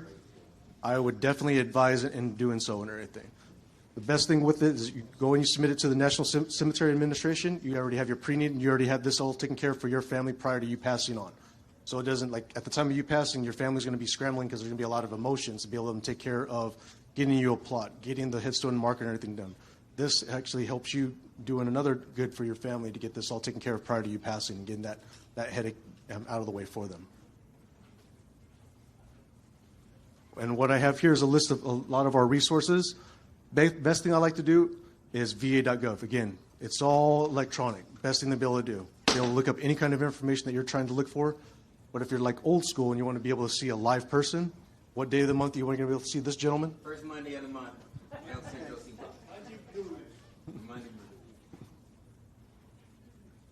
And other than that, I'm going to turn it over to the MC. And if you have any questions that you want to direct towards us, we have our resource table that's here to your left. We can be able to answer all your questions that you have that's VBA related. Thank you.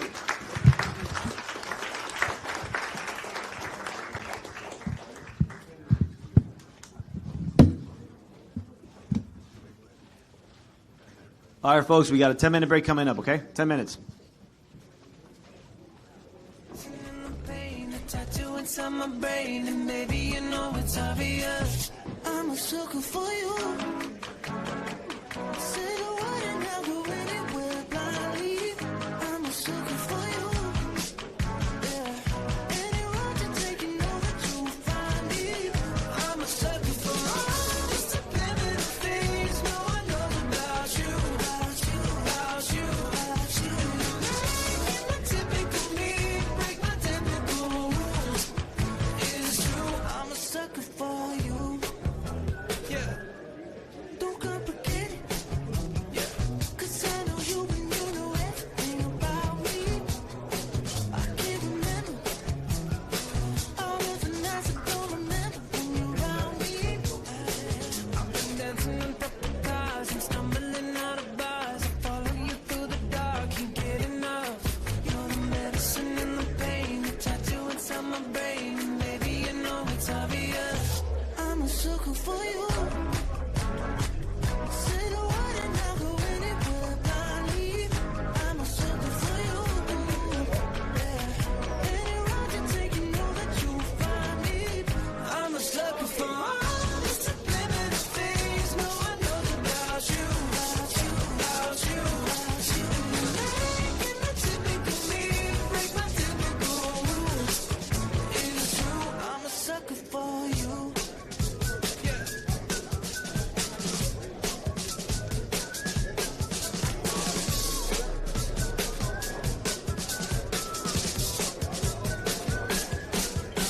Dancing on top of cars, I'm stumbling out of bars. I follow you through the dark, can't get enough. You're the medicine and the pain, the tattoo inside my brain. And baby, you know it's obvious. I'm a sucker for you. Yeah. Say the word and I'll go anywhere blindly. I'm a sucker for you. Yeah. Any road you take, you know that you'll find me.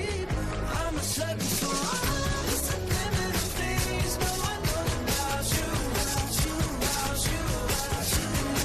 Making my typical me, break my typical rules. It's true, I'm a sucker for you.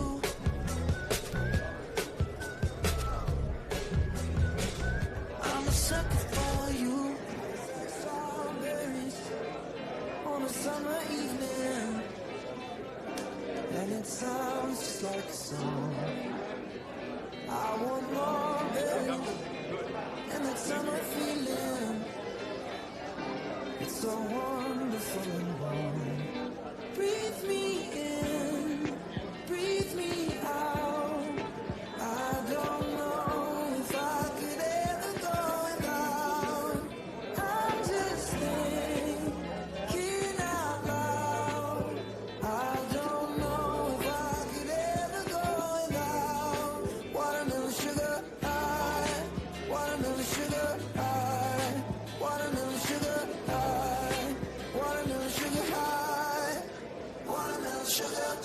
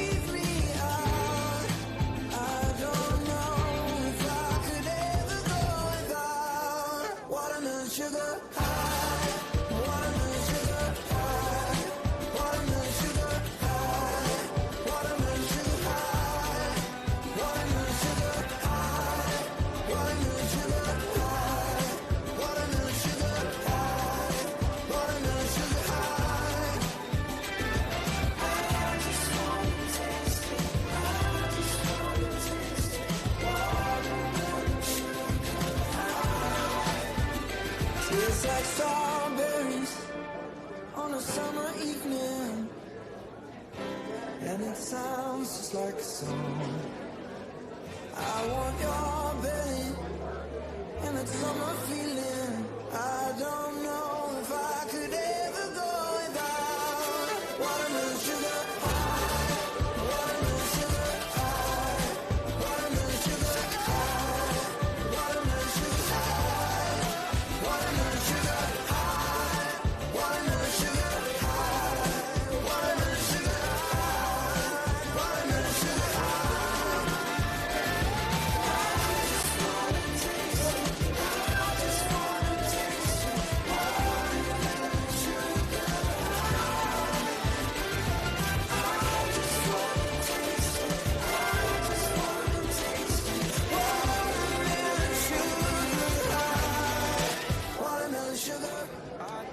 I've been thinking, I want you to be happier. I want you to be happier. When the morning comes and we see what we've become. In the cold light of day, we're a flame in the wind, not the fire that we begun. Every argument, every word we can't take back. Cause with all that has happened, I think that we both know the way that the story ends.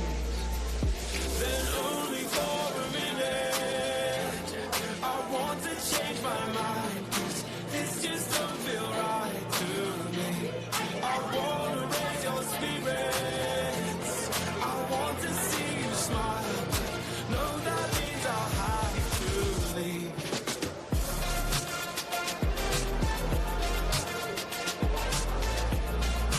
No, that means I'll have to leave. Lately, I've been thinking, I want you to be happier. I want you to be happier. When the evening falls and I'm left there with my thoughts, and the image of you being with someone else, well, it's eating me up inside. But we ran our course, we pretended we're okay. Now if we jump together, at least we can swim far away from the wreck we made. Then only for a minute, I want to change my mind. Cause this just don't feel right to me. I want to raise your spirits. I want to see you smile. No, that means I'll have to leave.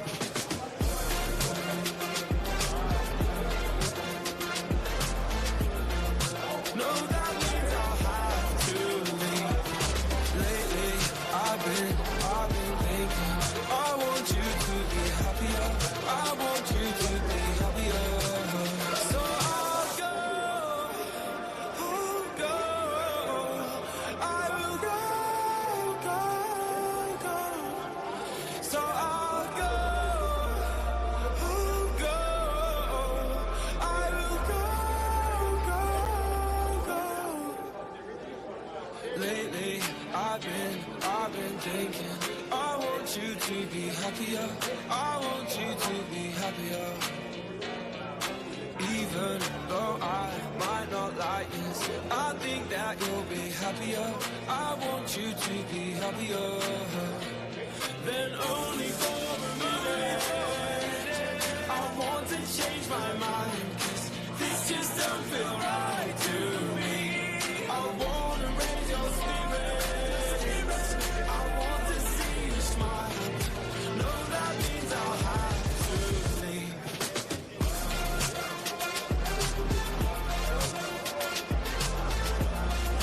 No, that means I'll have to leave.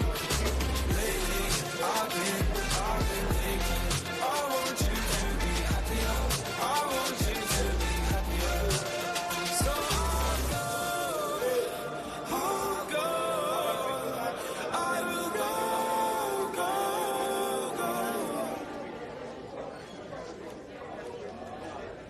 Take a seat. Right over there, sat on the stairs, stay or leave.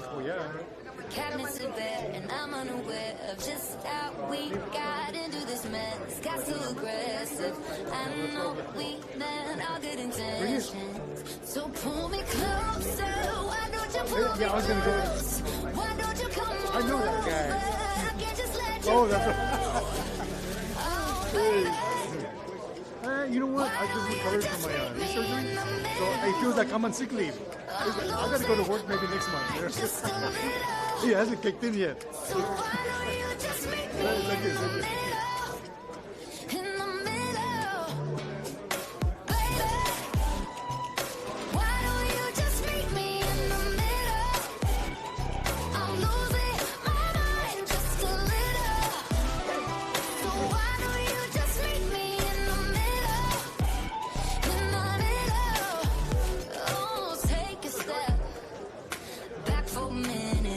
Kitchen floors are wet, and taps are still running, dishes are broken. How did we get into this mess? Got so aggressive.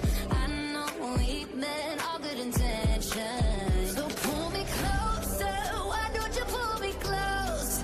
Why don't you come on over? I can't just let you go.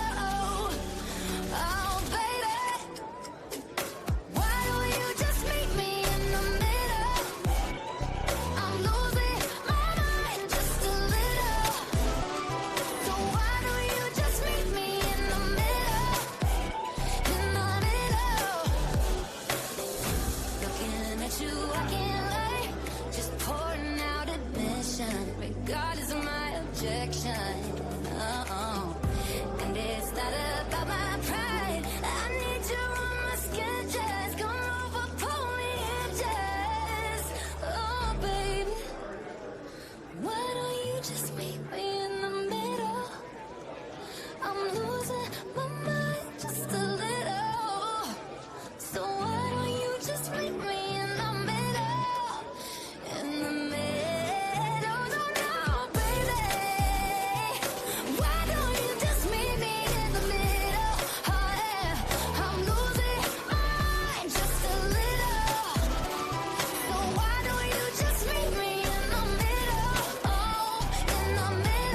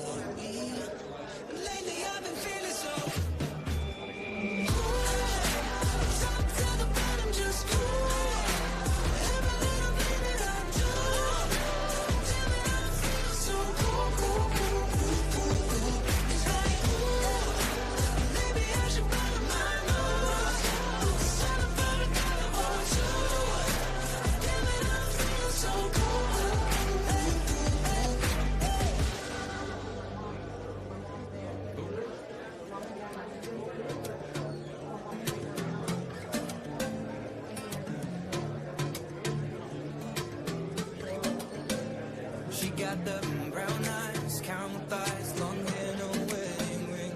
Hey, I saw you looking from across the way, and now I really wanna know your name.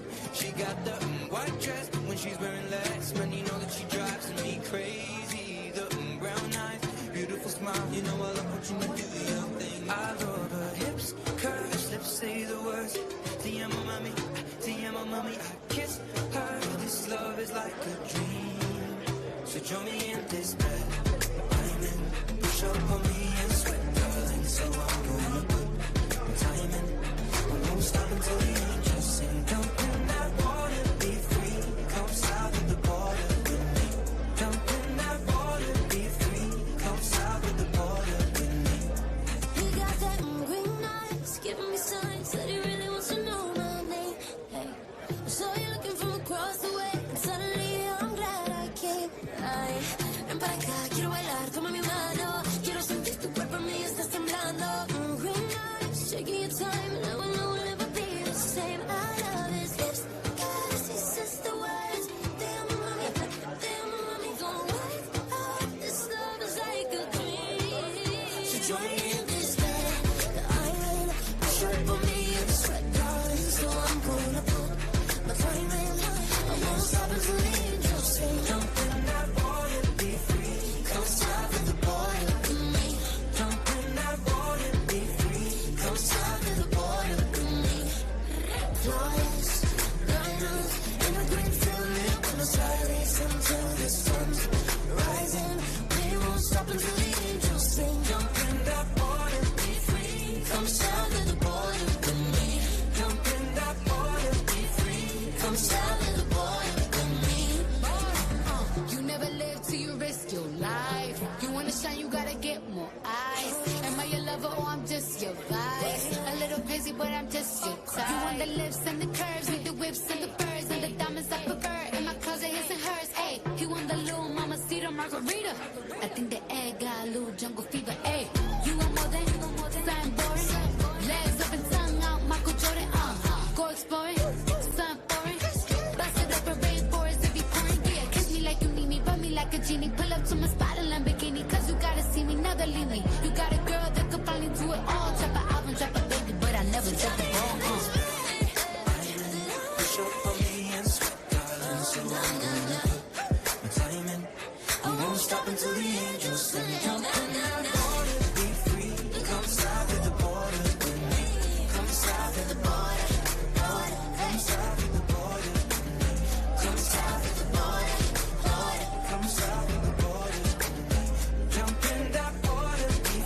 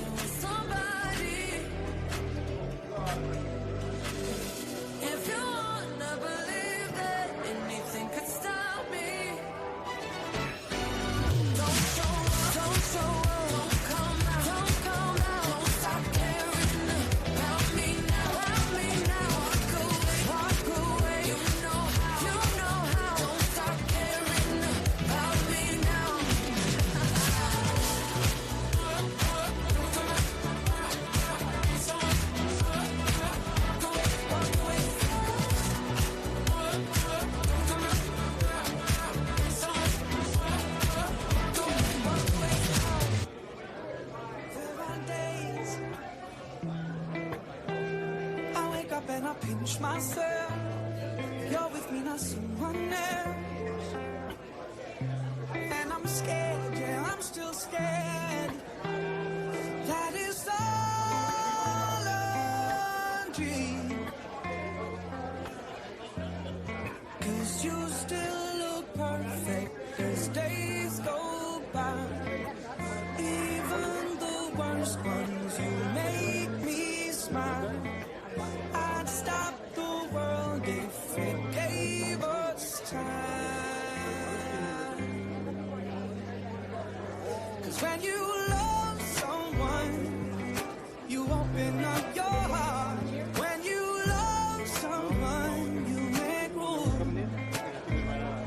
If you love someone and you're not afraid to lose them, you probably never loved someone like I do. You probably never loved someone like I do. When you say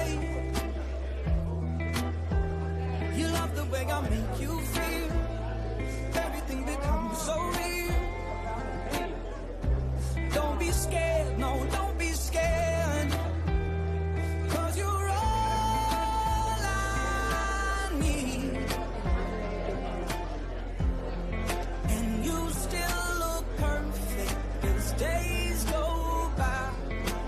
Even the worst ones, you make me smile. I'd stop the world if it gave us time. 'Cause when you love someone, you open up your heart. When you love someone, you make room. If you love someone and you're not afraid to lose them, you probably never loved someone like I do. You probably never loved someone like I do. All my life, I thought it'd be hard to find the one till I found you. And I find it bittersweet. 'Cause you gave me something to lose.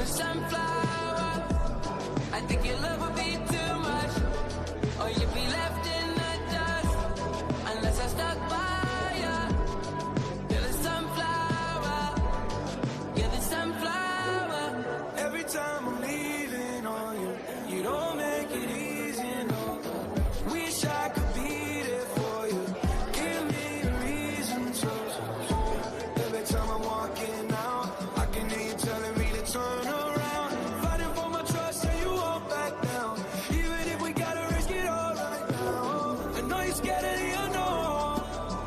You don't wanna be alone. I know I always come and go, but it's out of my control. And you'll be left in the dust unless I stuck by you. You're the sunflower. I think your love would be too much. Or you'll be left in the dust unless I stuck by you. You're the sunflower. You're the sunflower.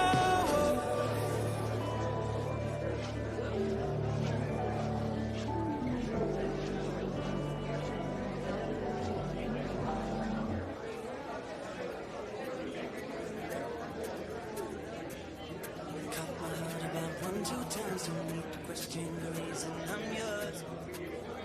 I'm yours. I know the earth will lose a fight just to see you smile. 'Cause you got no flaws. No flaws.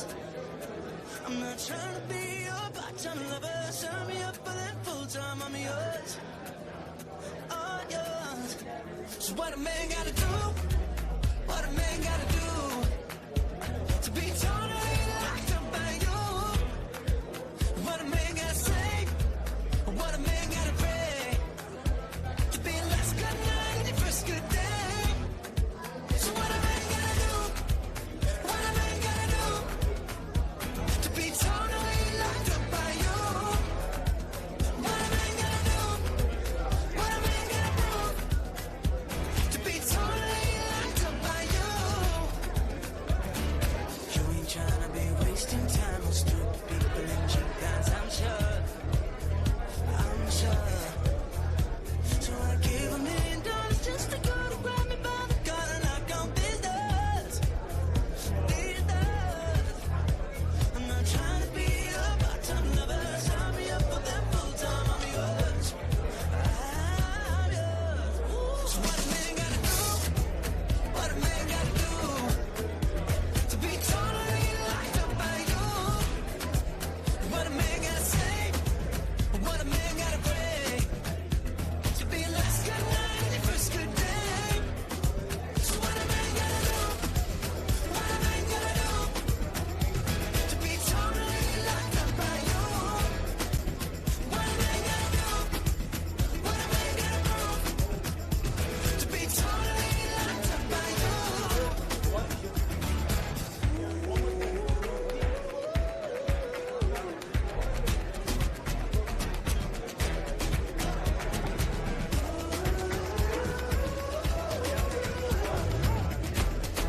Tell me what a man gotta do. What a man gotta do to be totally locked up by you? What a man gotta say? What a man gotta pray to be last good night and your first good day? So what a man gotta do? What a man gotta do? What a man gotta do to be totally locked up by you? What a man gotta do? What a man gotta do to be totally locked up by you?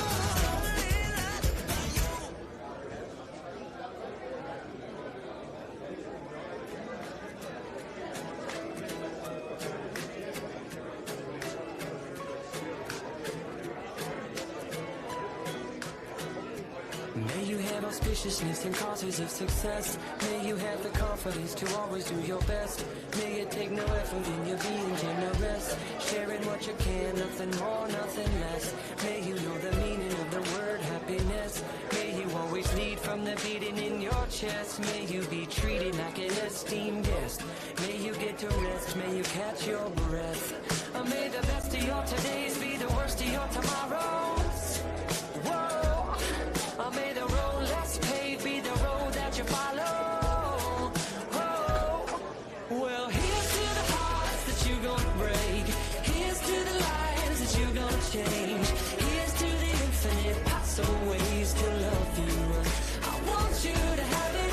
Here's to the good times we're gonna have. You don't need money, you got a free pass. Here's to the fact that I'd be sad without you.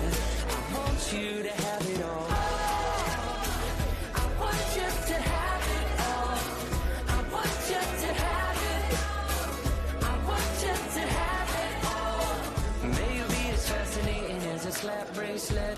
May you keep the chaos and the clutter off your desk. May you have unquestionable health and less stress. Having no possessions, though immeasurable wealth.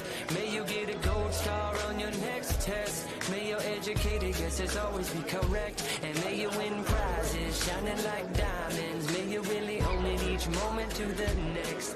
Or may the best of your todays be the worst of your tomorrows. Whoa. Or may the road less paved be the road that you follow. Whoa. Well, here's to the hearts that you gonna break. Here's to the lives that you gonna change. Here's to the infinite possible ways to love you. I want you to have it. Here's to the good times we gonna have. You don't need money, you got a free pass. Here's to the fact that I'll be sad without you. I want you to have it all. I want you to have it all. I want you to have it. I want you to have it all. Oh, I want you to have it all. All you can imagine. Oh, no matter what your path is, if you believe it, then anything can happen. Go, go, go. Raise your glasses. Go, go, go. You can have it. Oh, I told you, here's to the hearts that you gonna break. Here's to the lives that you gonna change.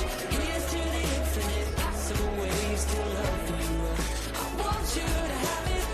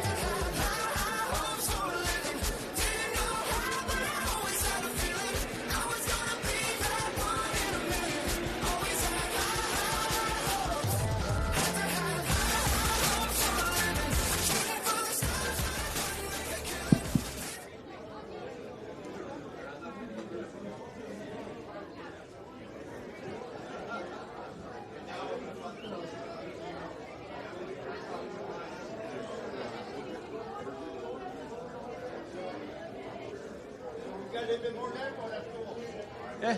No, he's going to say a couple words and then we're done. All right, folks, if you guys can take your seats, please. All right, ladies and gents, again, Congressman Ruiz is going to say some closing remarks. Sir? Can I just thank you. I just wanted to ask you guys a quick question. I wanted to ask all of you a quick question. My question to you is, was this helpful? Yes. Do you want to do it again next year? Okay. Will you help me recruit other veterans for next year? Okay. Will you help me by sharing what you've learned today with other veterans that you communicate with, please? Will you do that? Good. And will you please make sure that we have your cell numbers, your emails, your addresses, so that way when we organize other events that we know how to communicate with you and that you're present. One of the things that I'm going to do, and if we can't get it done before the end of this year, we'll do it at the beginning of next year, and I have all my staff here, is I want to get the executive director or the CEO of the San Diego VA to come here to listen to your experiences with the San Diego VA and the barriers that you have having to drive all the way to the San Diego VA. Does that sound like a good idea? Good. Will you help me pack the room? Good. All right, my friends. I appreciate all of you for being here. You spent several hours with me. Your time is valuable. I respect you. I respect your time.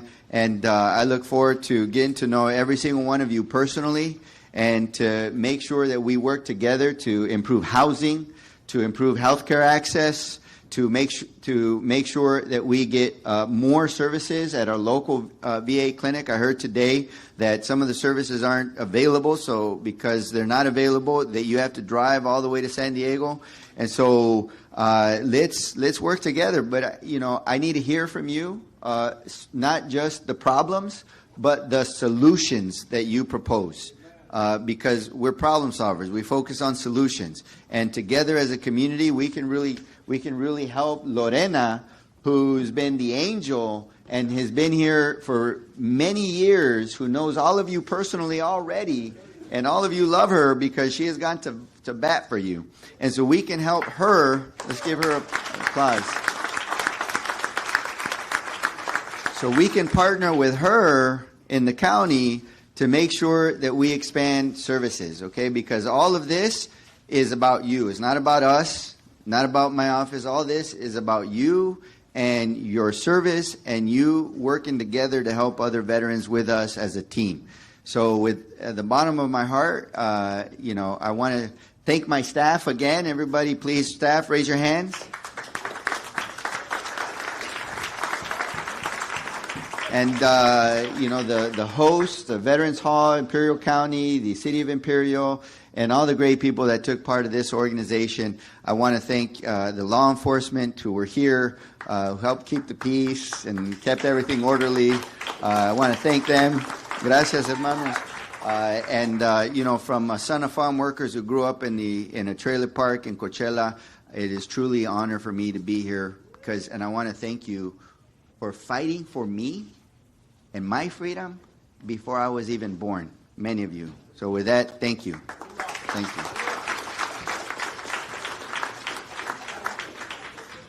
In the shadow of a mountain of what might have been.